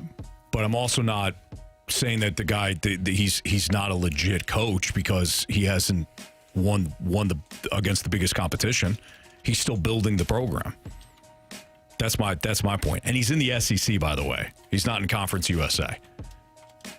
Right, Marsh? Yeah, it was the Sun Belt. Or Sun Belt. Yeah. Or the MAC. Oh, come on, Carey. No, we're giving that group of 5 conferences. What did I do? Question number 3. We're giving the worst. Oh, I didn't know that's what you were doing. No, I was reading. We're going to move on. We're going to act like you didn't say that. We're moving on. Group of 5. From 618. Mountain West. What the hell? If the Cowboys win and Dak plays great again, does the MVP race become a 3-man race between Drake May, Matthew Stafford, and now Dak Prescott? Terry says B.O. took over a dumpster fire. The program would not be where it is without the job he did. Okay, great. Awesome. Who was fantastic. Before Barry Odom? Mizzou is fantastic. Everybody and everything, but Drink is also a bum, and he's also fantastic. I'm so sick and tired of talking about Mizzou. We got teams that are actually going to play for a conference championship or be in the college football playoff, and we're haggling over the word to use to describe Eli Drinkowitz. I mean, really? I'm trying to do something here. You're right, Terry. My apologies to Barry Odom and his family. No, hell no. He didn't take over a dumpster fire. They were 5. But Gary Pinkel was one of the best coaches they had. Terry said it. There's a dumpster fire. Put it in reverse, Terry. I'm sorry. What was the question? Yeah, it was that the Cowboys win and Dak plays great again. Does the MVP race become a 3-man race between Drake May, Matthew Stafford, and now Dak Prescott? Yeah, I think that's fair. Dak has been incredible this year. He has been. He's second in passing.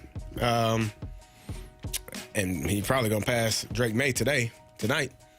So, yeah. And I told you, I liked him going into the season. I felt like he's second in passing yardage. He's second in touchdowns thrown. I liked him going into the season with the addition of George Pickens. I'm pretty sure I said that he was an MVP candidate, and I think you all laughed at me. Well, he hadn't been winning yet. Well, you can't be an MVP. You've made this point. I agree. You can't be, but I thought that they were going to be a better team this year. Oh, that I'll give you. Yeah. Yeah. So yeah. I put him in my Heisman, in my MVP candidate race. Yeah. So, yeah, I agree. Yeah, if they win and they win in convincing fashion, and he has one of those days, oh yeah, he's in the conversation. Okay. Yeah, I'm with you. All right, should we roll it over? Yeah. Part 2 of the Sports Six Pack is next.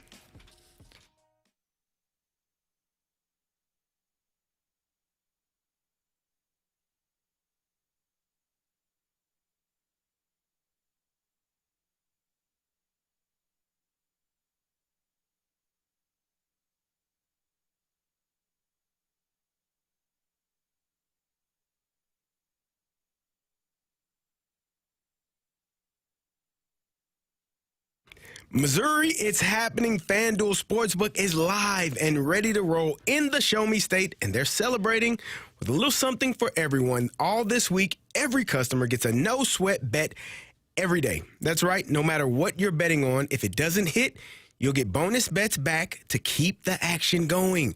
Whether it's football, basketball, hockey, or whatever you're into, you can bet it all on an app that's safe, secure, and built for every kind of fan. The interface is quick, the payouts are fast, and the experience is top tier. So download FanDuel or visit FanDuel.com/Missouri to get started. And tonight, they're giving you a no-brainer boost. Plus 100 odds. If 1+ points is scored in the Lions versus Cowboys games, a $50 max bet. But 1+ point scored in Lions versus Cowboys tonight. Plus 100 odds. FanDuel Sportsbook now live in Missouri. 21+ and present in Missouri. Gambling problem? Call 1-800-GAMBLER. Opt-in required each day. Refund issued as non-withdrawable bonus bets that expire 7 days after receipt. Max refund $20. Restrictions apply, including token expiration. See terms at sportsbook.fanduel.com.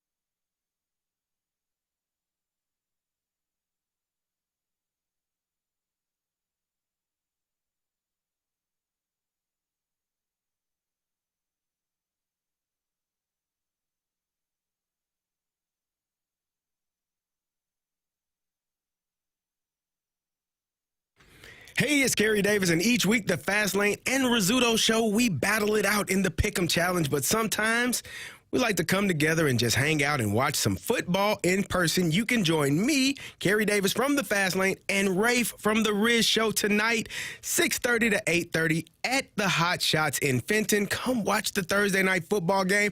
Cowboys versus Lions. The Cowboys, winners of 3 straights. Lions potentially fighting for their playoff lives.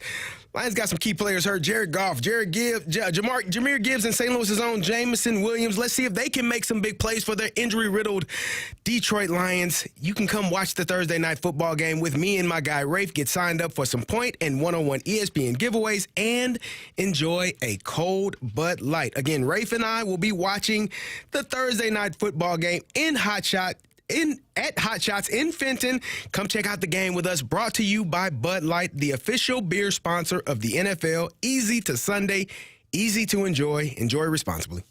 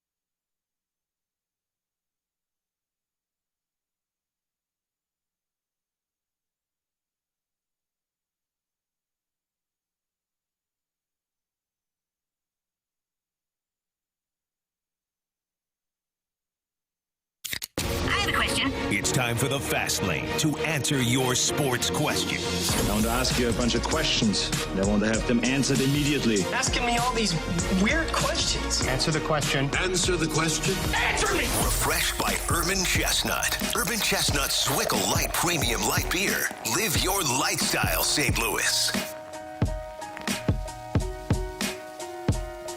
All right, let's get into part 2 of the Sports Six-Pack here in the Fast Lane on 101 ESPN with Kerry Davis and Andrew Marsh and Anthony Stalter. Speaking of Marshy, here's question whatever. Question number 4.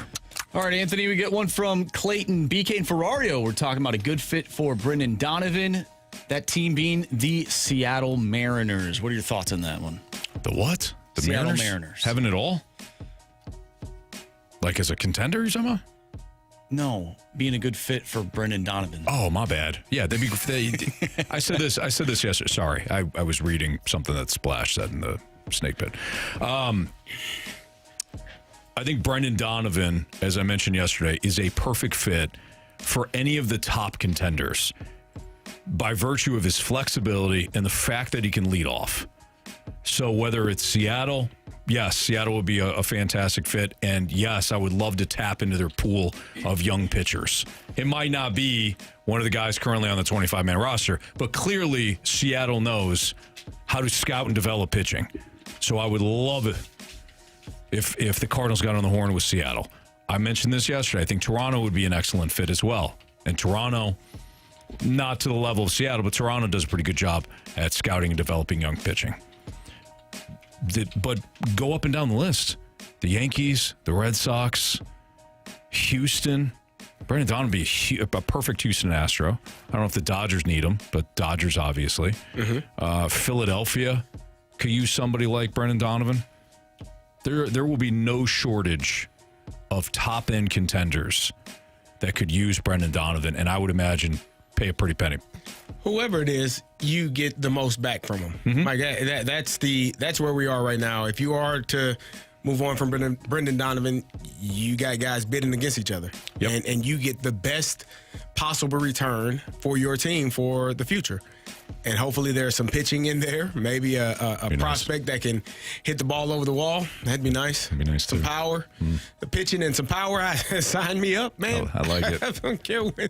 Just get something of value that is going to. And again, it's a prospect more than likely. If it's an everyday player, maybe it's not somebody that has that high level of pitching or high level of potential power. But if you're getting prospects back, get something like that. And that doesn't mean you're going to win the trade because no one knows. People are people. You don't know what they're going to end up being. Mm-hmm. But hopefully, based on everything that you have learned and worked on and studied on that potential prospect, you get something back that is going to help your team in the future. Question number 5. From the 618, what do you guys think the ceiling is for Chicago this year? Can they win out and get the number 1 seed? And then what after that? The Bulls are playing outstanding. I mean, we're talking about the Chicago Bulls. I think they're talking about the Chicago Bears. Not the Bulls? No. Oh, okay. Sorry. Here's what I know. They hired the right guy. They hired the right guy in Ben Johnson. The first thing he did was he started to add to the offensive. Bulls stink too. I was about to say, I don't think the Bulls are playing well, are they? They're below the 10 seed. No, Ben Johnson, they hired the right guy. They found the right guy. They found the right head coach. First thing he did was he added to the offensive and defensive lines. Brought in Joe Tooney, brought in Dahlman, the center, added some pieces on the defensive line. He knows what he's doing. And clearly he's worked well with Caleb Williams. All of a sudden, this is why winning is a cure-all. All of a sudden, we're not reading the stories anymore about Caleb Williams and whether or not he can't, pay attention and whether or not he can't operate in a certain system and he takes too many sacks and this and he is far from a finished product. Yeah. But what Ben Johnson has been able to do with that Bears team in short order has been nothing short of impressive. I think the thing, like listening to what they were dealing with in the offseason in terms of like their OTAs, their mini camps, their training camps. You heard the reports of Ben Johnson. I mean, just giving Caleb Williams the blues, the business. And that's how it should be. Practice should be hard as hell. Mm-hmm. Mentally, physically, emotionally, like there should be so many things. There were times I read a report at one point the play clock was running down and he's looking at Ben Johnson like, what do I do? Figure it out, man. Yep. I can't help you on Sunday or Monday or Thursday. Figure it out.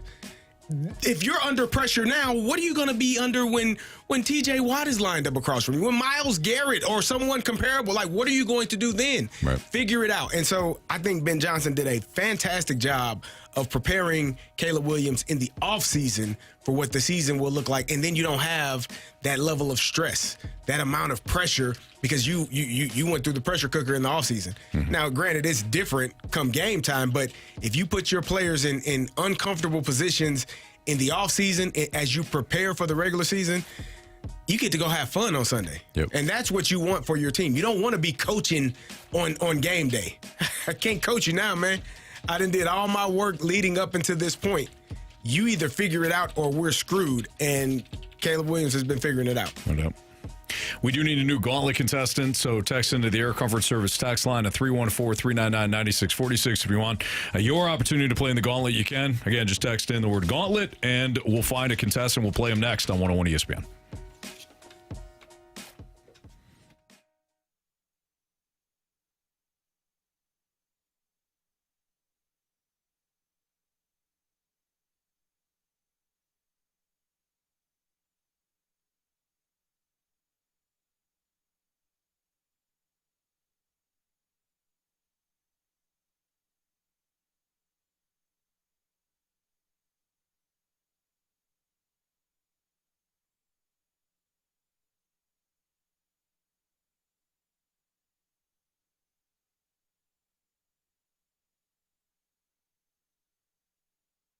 Well, we got a fun NFL game tonight, and I love playing on Underdog. With football being in full swing, Underdog is the best place to get in on all the action. You can do it right here in Missouri. And with a game like tonight, it's all the better, man. Underdog allows you to build your entry by just choosing whether or not players will go higher or lower on their stats. So, for example, tonight's game being the Lions and the Cowboys, plenty of opportunity for points and yardage. Why don't we go with some of the top players tonight? Jameson Williams with Amon-Ra St. Brown, questionable, likely to, if he plays, he's going to be banged up. I don't even think that he's going to have much of an impact if he does suit up. So let's go higher than 5.5 receptions for Jameson Williams. I think George Pickens continues his onslaught. Let's go higher than 5.5 receptions for George Pickens. And let's go with the Dak Prescott higher than 1.5 passing touchdowns with Pickens and Lamb. Though Dak Prescott obviously can continue to attack defenses the way he has. That's my entry tonight. If you want to follow me or fade me, it's up to you. But if you get your entries right, you could win up to 5,000 times your cash, and you could play for as little as $1. So download the app today. Sign up with my promo code Anthony to score $100 in bonus entries when you play your first $5. Again, just use my first name at entry, Anthony, and you'll qualify for the bonus entries. Underdog, make plays, win money. Must be 18 or older and present in Missouri. Terms apply. See assets at underdogfantasy.com/web/play and get terms _DFS_.html for details. Concern with your play, call 1-800-GAMBLER or visit www.inspigambling.org.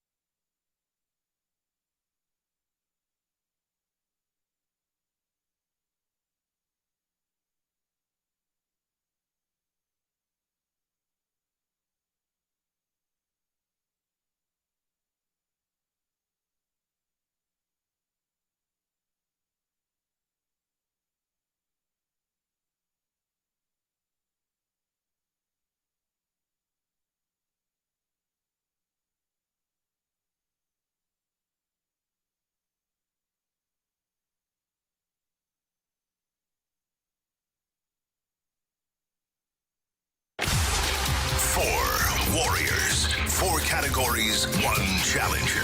Can you survive the Gauntlet? Brought to you by Blue Note Roofing. Roofing, siding, and gutters. Visit BlueNoteRoofingSTL.com for a free inspection. 4:05, your time check is brought to you by Clarkson Jewelers, an officially licensed Rolex jeweler with Andrew Marsh, Kerry Davis. I'm Anthony Stalter, and we welcome in Frank. What's up, Frank? Oh, doing well today, boys. How about you? We're doing great, man. Appreciate you listening. Thank you for playing today. Would you like to take on Marsh, Carey, or me in round 1? How about I take on Big Tony, Anthony Stalter? Oh, man. This is back-to-back now. You're firing at me. All right, Frank, good luck to you. Thanks, man. Packing lunch. No. Okay, appreciate you. All right, Frank. Anthony is headed out to the cone of silence. He's you got a look on his face. Tell Marshy to spin that wheel. Marshy, spin that wheel. All right, Frank. Is there a particular category that you're hoping for today? Oh no, I guess not, man. Let's fire away. All right, Marshy, you want to tell him? It's hockey today. Anthony's pretty good at hockey. Yeah, he is. All right, well, we'll see. Let's roll. All right, Frank, how this works, you answer it correctly without the options, you get 2 points. You answer it correctly with the options, you get 1 point. And if you answer incorrectly, you get 0. You ready to roll? Let's roll. All right, here we go. The Blues have lost 7 games in overtime or shootout this season. Name the only team with more overtime or shootout losses than the Blues with 8. Oh, man. Better give me the options on this one. Is it the LA Kings, the Colorado Avalanche, or the Vegas Golden Knights? Let's go with the Kings. Final answer. Question number 2. As of December 4th, which team surprisingly sits at the bottom of the Eastern Conference?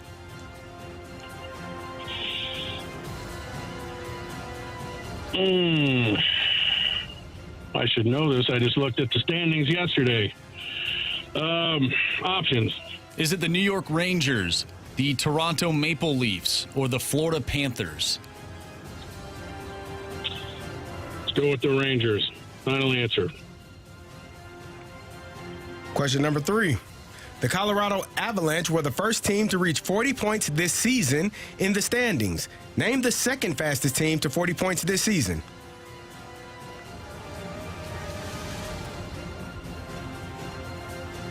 Well,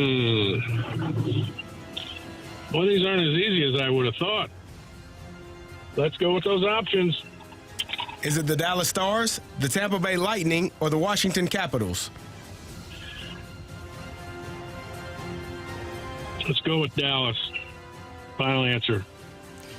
Question number 4. As of December 4th, Nathan MacKinnon leads the NHL in goals and points.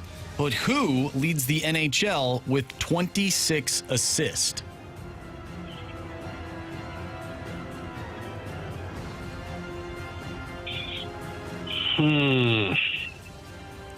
Options. Options are Connor McDavid, Macklin Celebrini, or Morgan Geekie.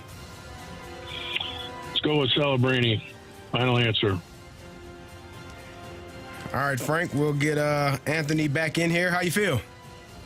Terrible. Okay. Absolutely horrible. All right, well, we'll see how Anthony feels as he walks back in here. He's heading in from the cone of silence, and he has a look of determination on his face. Anthony, how you feeling? Good, honestly. I feel very determined. Okay. How was the cone of silence? Excellent. Alex Ferrario's in there. He's getting ready for the pregame show for the Blues. Ryder was in there, so things are good, man. Not silent. No, but that's okay. All right. Well, Anthony, your category today is hockey. Yes. We don't need to tell you because Frank already did. All right, here we go. Let's do that hockey. The Blues have lost 7 games in overtime or shootout this season. Name the only team with more overtime or shootout losses than the Blues with 8. I'll take the options. LA Kings, Colorado Avalanche, Vegas Golden Knights. Let's go with the Vegas Golden Knights. Final answer. Question number 2. As of December 4th, which team surprisingly sits at the bottom of the Eastern Conference? Surprisingly, huh? Team that's struggling right now, Eastern Conference.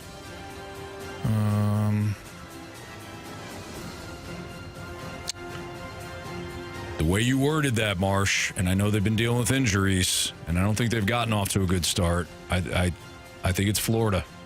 Let's go Florida Panthers. Final answer. Question number 3. The Colorado Avalanche were the first team to reach 40 points this season in the standings. Name the second fastest team to 40 points this season. Who's the first, you said? Colorado Avalanche. Okay. I'll take the options. Is it the Dallas Stars? Maybe. The Tampa Bay Lightning or the Washington Capitals? You just said standings, right? You didn't give me a conference? The Colorado Avalanche were the first team to reach 40 points this season in the standings. Name the second fastest team to 40 points this season. Okay. I know you had to be a jerk about it. You said Dallas, Tampa, and Washington. I think Washington's been good, but I don't know if they've been that good. Tampa, I haven't really followed. Dallas, I know, was off to a good start, so I'll just go Dallas. Final answer, Dallas Stars. Question number 4. As of December 4th, Nathan MacKinnon leads the NHL in goals and points. But who leads the NHL with 26 assists? Options. Options are Connor McDavid, Macklin Celebrini, or Morgan Geekie. I got to go with Morgan Geekie now, don't I? Final answer. All right. Wow. Where should we start, Marsh? You gonna start there? Sure. Well, let's start there. All right. Why don't we just go backwards? Yeah, that's what I was thinking. We can do that. Here we go. Here we go. Here we go. As of December 4th, Nathan MacKinnon leads the NHL in goals and points, but who leads the NHL in assists with 26? Frank said Macklin Celebrini. Anthony said, well, it got to be Morgan Geekie. Correct answer is? Yeah, it's Macklin Celebrini. Ooh. All right, good job, Frank. Frank is up 1-0. Let's go to question number 2. Well, the second question. Question number 3 on our list. The Colorado Avalanche were the first team to reach 40 points this season. In the standings, name the second fastest team to 40 points this season. Frank, you said the Dallas Stars. Anthony, you said the Dallas Stars. The correct answer is? It is the Dallas Stars. But you both needed the options. Frank is up 2-1. Let's go to third question. As of December 4th, which team surprisingly sits at the bottom of the Eastern Conference? Frank, you said the New York Rangers. Anthony, you said the Florida Panthers. Correct answer is? It's the Florida Panthers. Frank, he is up 3-2. It all comes down to this. The Blues have lost 7 games in overtime or shootout this season. Name the only team with more overtime or shootout losses than the Blues with 8. Frank, you said the Los Angeles Kings. Anthony said those Vegas Golden Knights. It's the Vegas Golden Knights. Anthony wins 4-2. It's the Kings. Well, Frank done something special here. Correct answer is? It's the Vegas Golden Knights. Frank. You have chosen poorly. You lose. Not today. Frank, good job. He got you 4-2 today. But you played your butt off. At least I didn't get shut out. I guess I owe Anthony some lunch money now. I appreciate that, Frank. I was waiting to see what you said. You're a classy guy. You're a true pro. We appreciate you, man. Thank you for playing. Thanks, guys. All right. Hey, take care. Have a good one. You too. You too. Thanks. Good job, Anthony. Were you nervous? No, I wasn't nervous. Once I heard hockey, I felt pretty good. No geography in hockey, you know what I mean? Or math or really anything that's important that I should know. Sports, you know. Yeah. Yeah. Yeah, I feel pretty good about we do sports. Yeah. Yep. So, you know. Don't feel good about stuff a fourth grader should know. You know what I mean? Yeah. You'll get there, Anthony. I appreciate that. Yeah. I don't think I will. Has the selection committee casted a dark cloud over college football? At least one media member, right, Marsh? One media member said so. We'll tell you. And it's a prominent college football media member as well. We'll get to that next on 101 ESPN.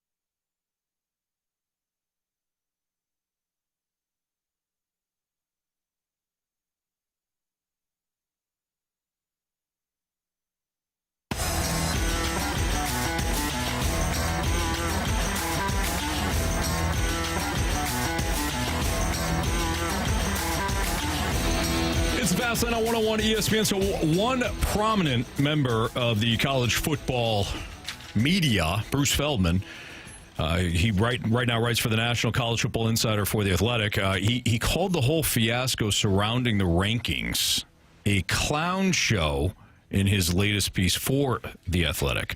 He says that it's lame reality TV show. So Marsh was the one that posed the question whether or not the selection committee has casted a dark cloud over college football.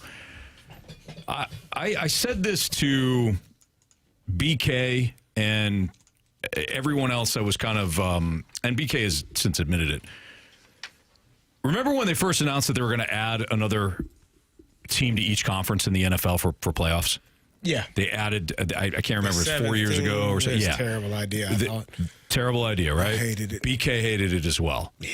And I remember when we still did the crossover, if you remember the crossover, BK said, hey, this is a terrible idea, right? And I said, you think it is until that first Saturday rolls around in January that they have the playoffs, and then you're going to love it. Mm-hmm. And BK, to his credit, came in and goes, yeah, man, I love it. I love that there's an extra game. Why? Because it's extra football that matters. Right. It's playoffs. Doesn't guarantee you a good game. Nothing will. Super Bowl was a terrible game last year. It was well, unless you were rooting for a specific team. Yeah, you can't overcome that, right? But when it comes to this, having the committee, and I mentioned this before, I think the conferences are the true villain here. All the different conferences and the fact that nothing is really even. Mm-hmm. That's the true villain. The committee is just a byproduct of dealing with the fact that the conferences don't make any sense. I can't say that the committee has turned this into lame reality TV, and I certainly won't be saying it this weekend in the conference championships when I'm watching those, and I certainly won't say it when the first round comes about. Oh, I'm locked in. I want to know, who's in, who's out.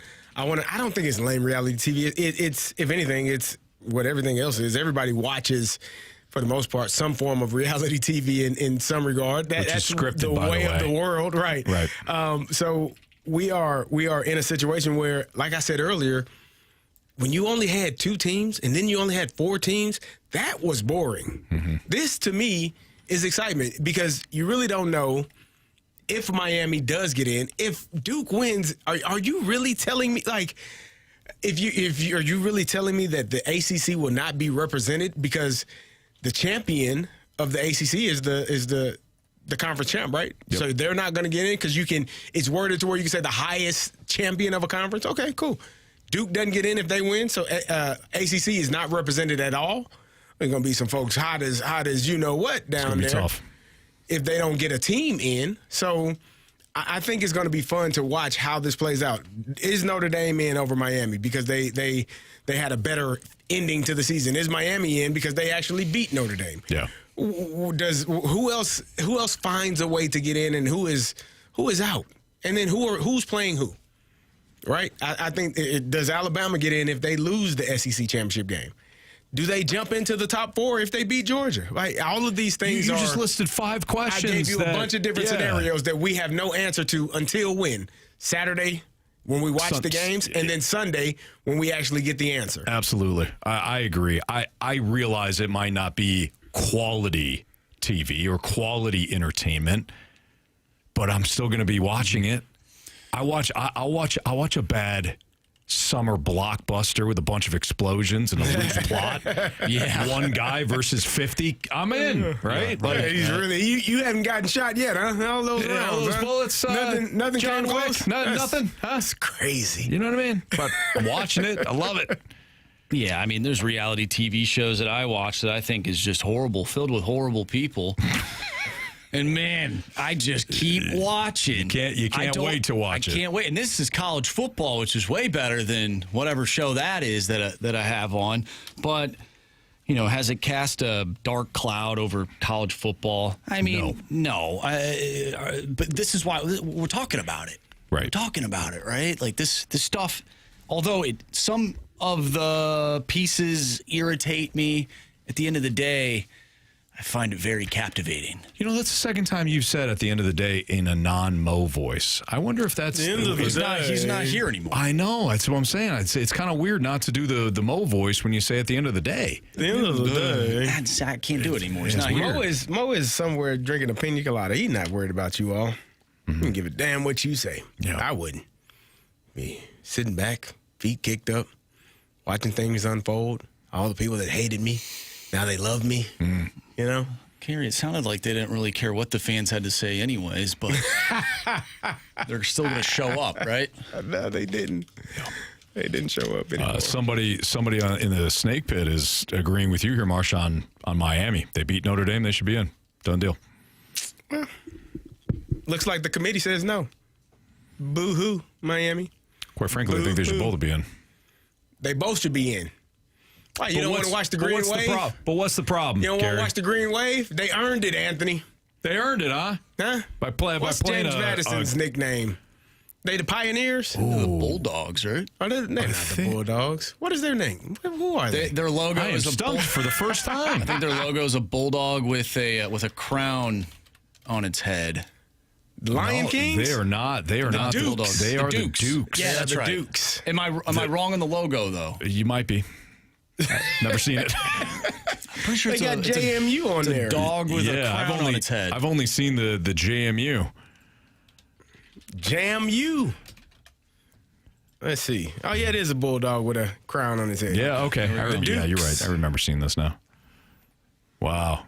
Can you guys name all of the mascots playing, all the team nicknames? In the college football? Yeah. No, I mean like playing this weekend. You want to try? Sure. Ohio State. Buckeyes. Indiana. Hoosiers. Virginia. Cavaliers. Duke.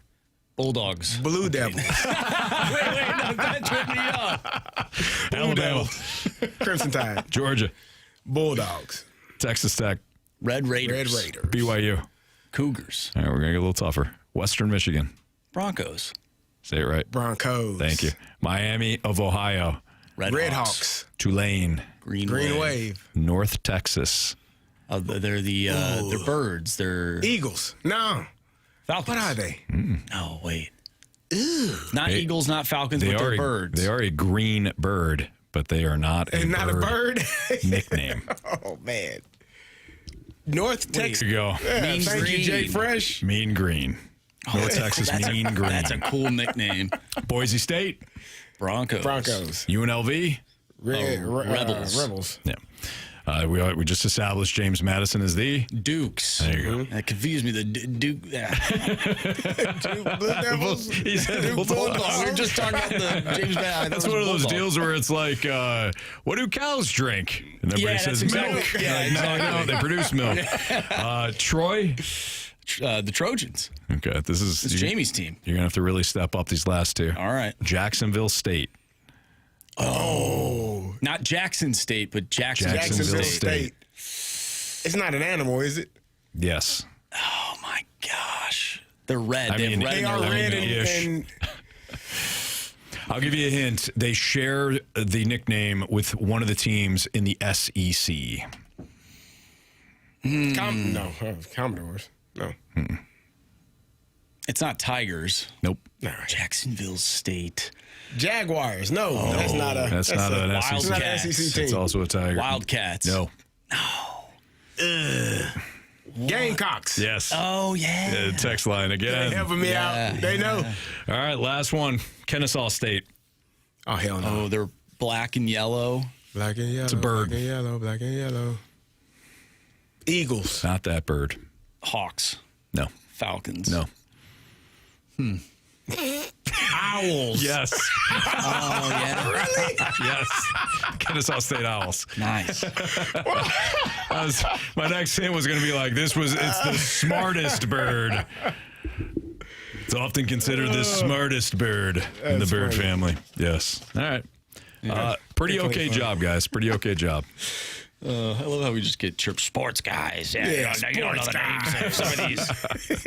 In fairness, I would know most of these. I did not know Kennesaw State, and I did not know James Madison. But I knew all the other ones. You got to know every single team of every single sports that ever lived. And every player. Sports guy. And their stats. Or you're not a true sports guy, and you should That's die amazing. a quick death. All right, you can join Jamie. You can't join Jamie. He's in Boston. You can join Carey Davis at 101 ESPN this Saturday at Genesis of St. Charles for an afternoon filled with festive family fun.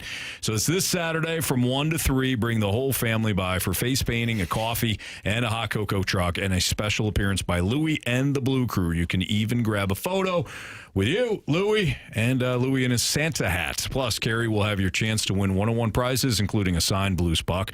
That's this Saturday from 1 to 3 at Genesis of St. Charles, located at 5601 Veterans Memorial Parkway. Get details at 101ESPN.com. We're off a little earlier tonight because of the Blues, so let's get to Bet the Board next on 101 ESPN.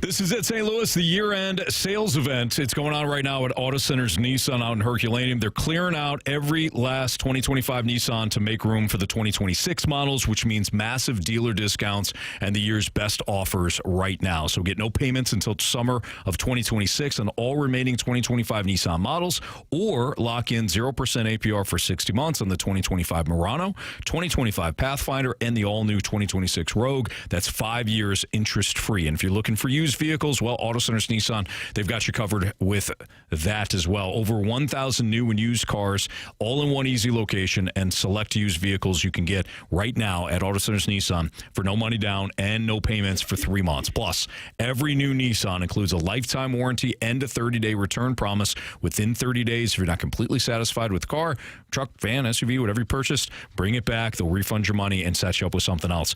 It all happens at Auto Centers Nissan in Herculaneum, just minutes from South County, or online at autocentersnissan.com. These 2025s won't last for long. So head out to Auto Centers Nissan in Herculaneum. Make sure you take advantage of the sales right now.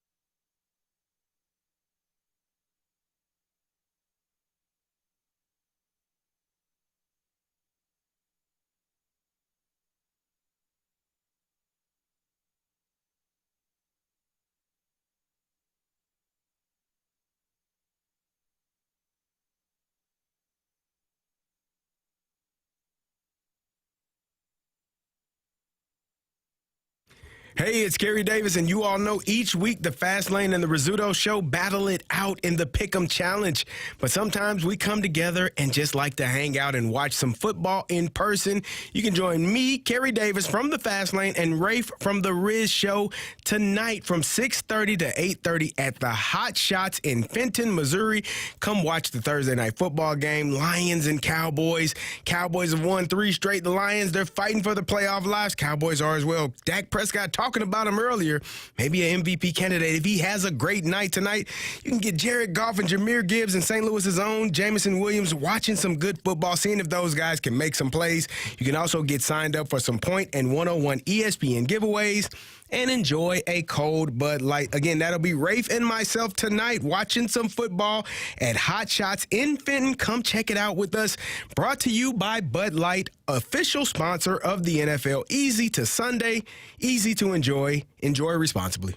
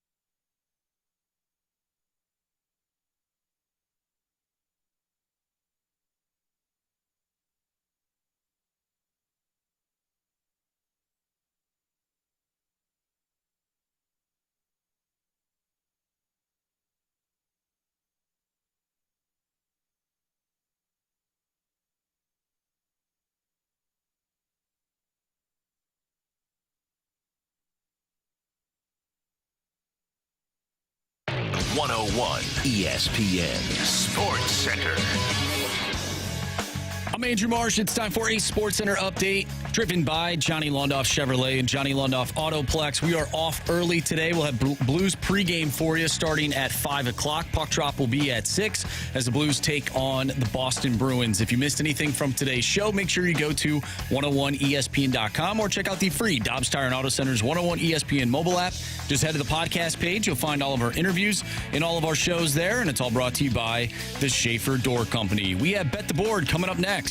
I'm Andrew Marsh, and the Sports Center update is driven by Johnny Londoff Chevrolet and Johnny Londoff Autoplex. See them at londoff.com. Chevy, together we drive. Are you kidding me?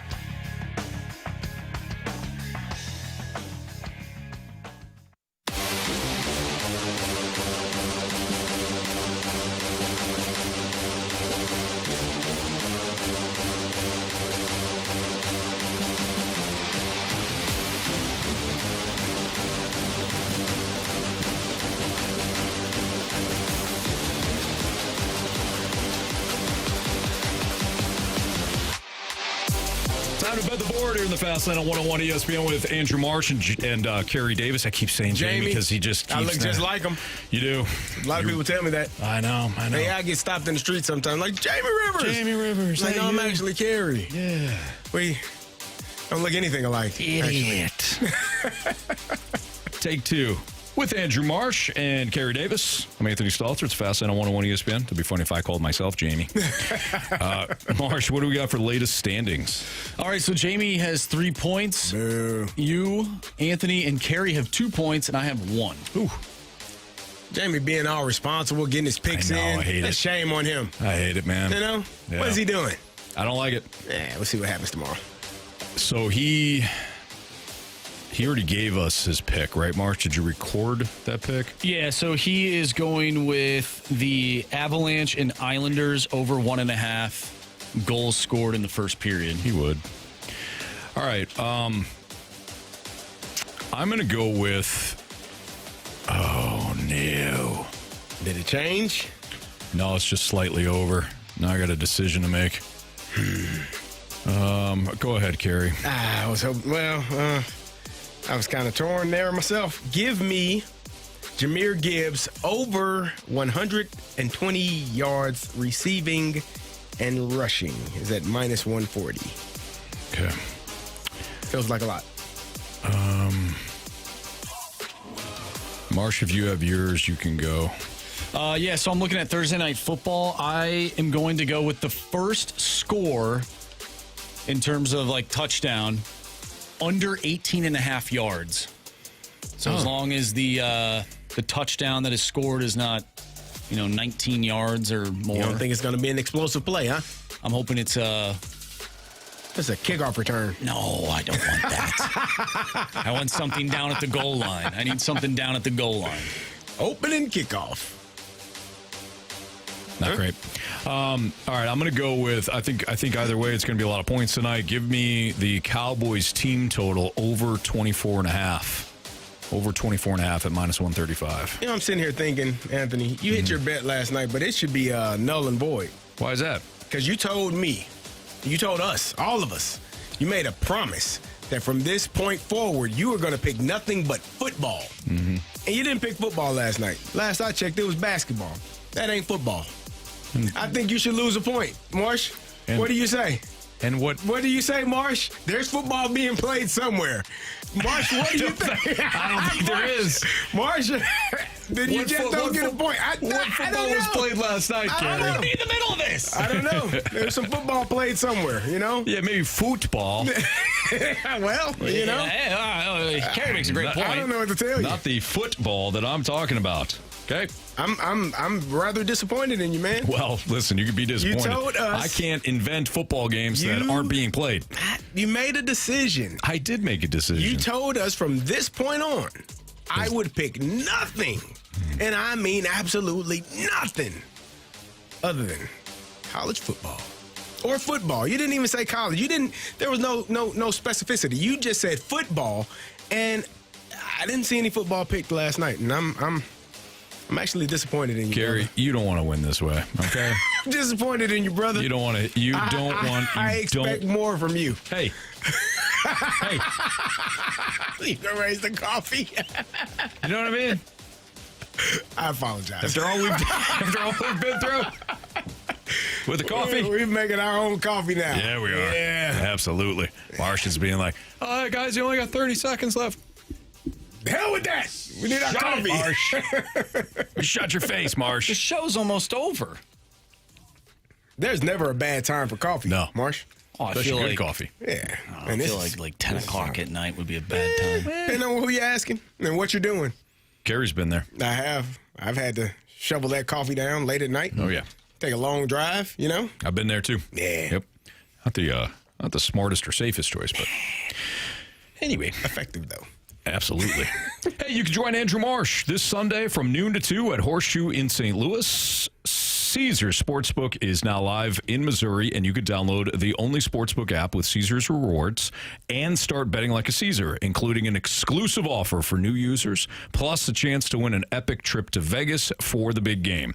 So head out there, check it out in person, hang out with Andrew Marsh this Sunday from noon to 2 at Horseshoe in St. Louis, located at 999 North 2nd Street in downtown St. Louis. Get details at 101ESPN.com. Must be 21 or older and physically present in Missouri. Gambling problem, call 1-800-GAMBLER. Like Marsh said, we're off early tonight. Bacon wrap wiener gets it. Yeah. All day drink. Coffee is an all day drink. Absolutely. Man, whatever you need, man. Yeah. Whenever, wherever. Absolutely. All right. We will wrap up the show next on 101 ESPN.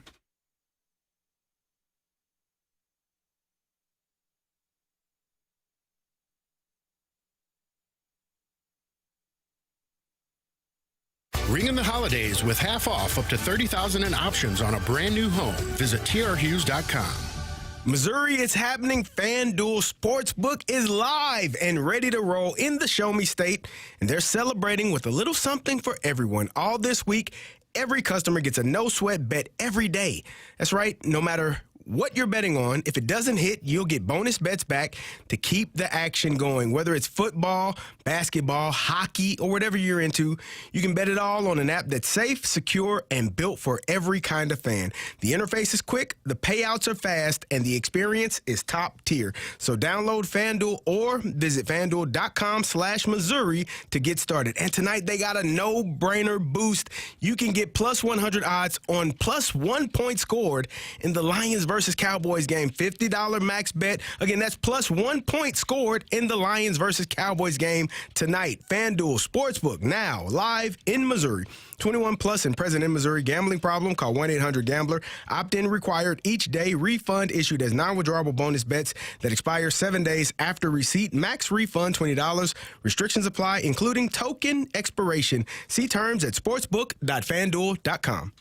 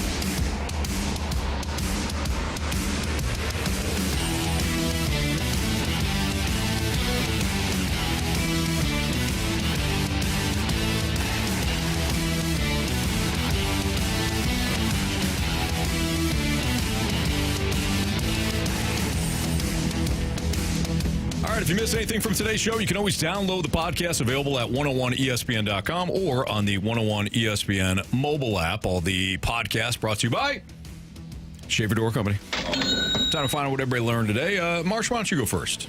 I learned that if you don't know a group of 5 nickname off the right top of your head, you don't know sports. You don't, man. You don't know nothing, man. So I'll have to study up on my group of 5 teams. Very good. Gotta be better. Yeah. Carey, what I learned, and Marsh, what I learned is that whether you're giving something from Mizzou or somebody from Mizzou credit, you will be crushed. And if you don't bow down at the altar of Mizzou, you will also be crushed. You know? You got to bow down at the altar? It's tough, man. It's tough. Yeah, Mizzou fans are, they're a unique bunch. They are. Great people. Yeah. My daughter's one of them, so yeah, I give her love. I learned that, nothing brings people together more than a cup of coffee. Amen. Yeah. No matter what time. How's it taste? That's outstanding. Yeah. No matter what time. Anytime's the right time for a cup of Joe. Especially now, too, with the weather being the way it is. There's just something that warms my soul. Yeah. You don't have to go back to the break room. No. Machine is up and down sometimes. Right there. Right next door. Yeah. We do need to get some cups and stuff from the break room and bring it into the office, but yeah. We're running back and forth. We'll figure it out. Yeah, we'll be good. First day. Yep, first day. Yeah. First day, still learning. All right. Marsh, I know you got some criticisms. Yeah, but they've come and gone. Okay. They've come and gone. Why don't we go to Curb Stomp, who says another banger of a show by 1 pro and 2 average Joes. All Thanks, right. gentlemen. Keep banging. Thank you. Appreciate you. Ball and Bob, this has nothing to do with our show. Okay. Just mad at traffic. Okay. Fix the damn traffic on 270. Enough with this friggin' construction. This has been going on for 9 years. Tell him. I mean, hey, he ain't wrong. He's not wrong. Ball and Bob is not a happy camper. No, I don't blame him either. I don't blame him one bit. It is ridiculous. And especially when it snows, it's like, yeah. Oh, it's even worse. People struggle. Yeah, some people speed in the snow. Some people drive extremely slow in the snow. Be cautious. Be careful. Recognize that there are people around you. It's kind of a way of life. Sure. It works in life scenarios, not just in behind the wheel. Acknowledge other people in your vicinity. It's not just you. Oh, that's tough. Yeah. Just saying. Life would be better if people realize that we all are here together. Sure. Yeah. All together, folks. We're all together. Yeah, what if we fought as hard for the other person as we do for ourselves? Oh, Anthony, Imagine the world. Anthony, don't you do that. Okay. Yeah. Too much to ask. All right. Not bad. Okay.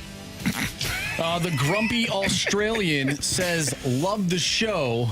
That's all I got. We appreciate it. Thank you. Yeah, appreciate you. Absolutely. Yeah. Tomorrow should be fun, too. Tomorrow's going to be a lot of foosball, I think. Oh, why not? Why wouldn't it be? Yeah, the Blues do play tonight. Well, they're going to win. Darn right they are, Marsh. Yeah. Darn right they you are. better believe it. I don't think there's any doubt about it. Marsha, you spoke it into existence. Yep. Nice job, Marsh. Your lips to God's ears. No doubt. Yeah. 314, this is actually G-Dog from the Snake Pit. Oh, hey, G-Dog. G-Dog. Love you guys. Great show. Enjoy the early getting out. Yeah, thank you. Definitely always great. Yeah, certainly nice. Sir Tripod lets us know that he is approaching traffic on 270. Oh, no. Yeah. Well, good luck. We'll be there in a second. At least Marsh and I will. Well, maybe you tonight, too. I'm going to hold off for a little bit. Yeah. That's the thing about getting off early. We get excited, but then every time I get off early, right into traffic. Yeah. And then you get home at the exact same time. Yeah. Well, what happened here? I don't understand this. Yeah. Yeah, I'm with you on that. It is fun. You're excited, but you're right. You run right into traffic. You're like, damn it. What is this? Come on. It's 5:15. That's 6:15. Yeah. Yeah. You guys want to do some 3 stars? Let's do it. Sure. All right. It's time for the Fast Lane's 3 Stars of the Day, presented by Circus Sports. No bet fees ever with the world's largest sports book, now at your fingertips in Illinois and Missouri. All right, so yesterday I gave Carey a star for getting you a coffee, Anthony. Today I'm going to give you a star for bringing in the coffee maker for Carey. Yeah. In us. For everybody. Yeah. You don't drink coffee, do you? No, I do. I just don't drink it all the time. Yeah, get to it. Let's go. He will. He's going to dabble. Yeah, you get it. Marsh, especially right now with being cold. Dabble. Did I tell you about the whole soul thing? No. You're going to love it. It's going to warm your soul. Okay. Yeah. All right, cool. Second star of the day goes out to the Mean Green nickname. Yeah, Mean Green. You guys know it now. We do, yeah. Mean Green Machine. You didn't before, but now you do. Yeah. Especially after that guy yelled at you. He yelled at us. Sports guys. He yelled at us. You don't know ball. Did you know it without looking at it? North Texas, I absolutely did, yes. I admit I did not know Kennesaw State. I did not know Kennesaw State. And I did not know James Madison off the top of my noggin. Yeah. First star of the day, Anthony. Yes. What do you think it is? Who do you think it is? Well, you did mention the other day if Giff Smith gets announced, but I don't think we talked about Giff Smith on the air. He was named today off the air. It doesn't count. Who do I think it's? Who got brought up a lot today? Wow. The Dukes. JMU. JMU. The Bulldogs. No. The Owls. No. The Blue Devils. Gamecocks. No. It's not a team name. No. Is it a person? It's coffee. It's a person. It's a person? It's a person. Eli Drinkwitz? Close. Barry Odom? Barry Odom's the first star of the day. Nice. All right. Well done, Marsh. Well done. Without him, of course. Mizzou wouldn't be where they are now. Oh, man. I mean, they might be. But we don't want to live in a world with that. I want to live in a world where Mizzou wins the championship. So just do for I. you all. Just for y'all. Yeah. You know? What a world that would be. That'd be great. Be incredible. Would be great, man. I hope it happens one day. I'm being sincere right now. Me too. Yeah. So I can stop hearing you all complain. Oh, no. See, we didn't need that. You were fine up until then. Honestly, it could be worse. It sounded genuine and honest and kind of nice, and then all of a sudden it took a left turn there. Yeah. Okay. We got some Blues hockey coming up. Blues Bruins pregame, 5 o'clock. That's right. 5 minutes. You'll hear Alex Ferrario. I'm sure Kerbs and Joe Vitale will join Alex from the road. You'll also, what's going on? Waterboy said they did win a championship. They beat KU this year. That's true, yeah. That is a championship of sorts. Anyways, puck will drop at 6 o'clock. Blues and Bruins. You can listen to all the coverage right here on 101 ESPN. For Jamie Rivers, for Andrew Marsh, for Kerry Davis, I'm Anthony Stalter. See you.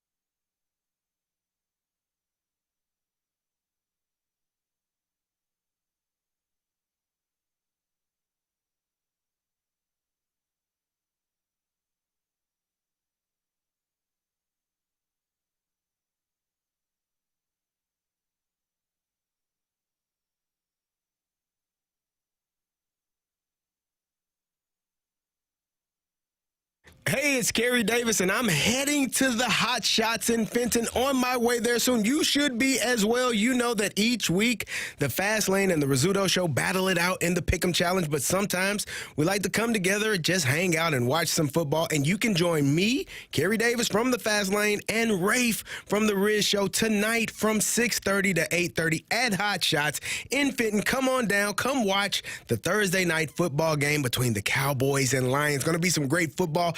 Dak Prescott is playing at an MVP level. CeeDee Lamb is catching passes as well as George Pickens. Come watch it. See how well that game goes. And you can get signed up for some Point and 101 ESPN giveaways and enjoy a cold Bud Light. That's tonight. Rafe, myself, will be watching Thursday night football at the Hot Shots in Fenton. Come check it out with us.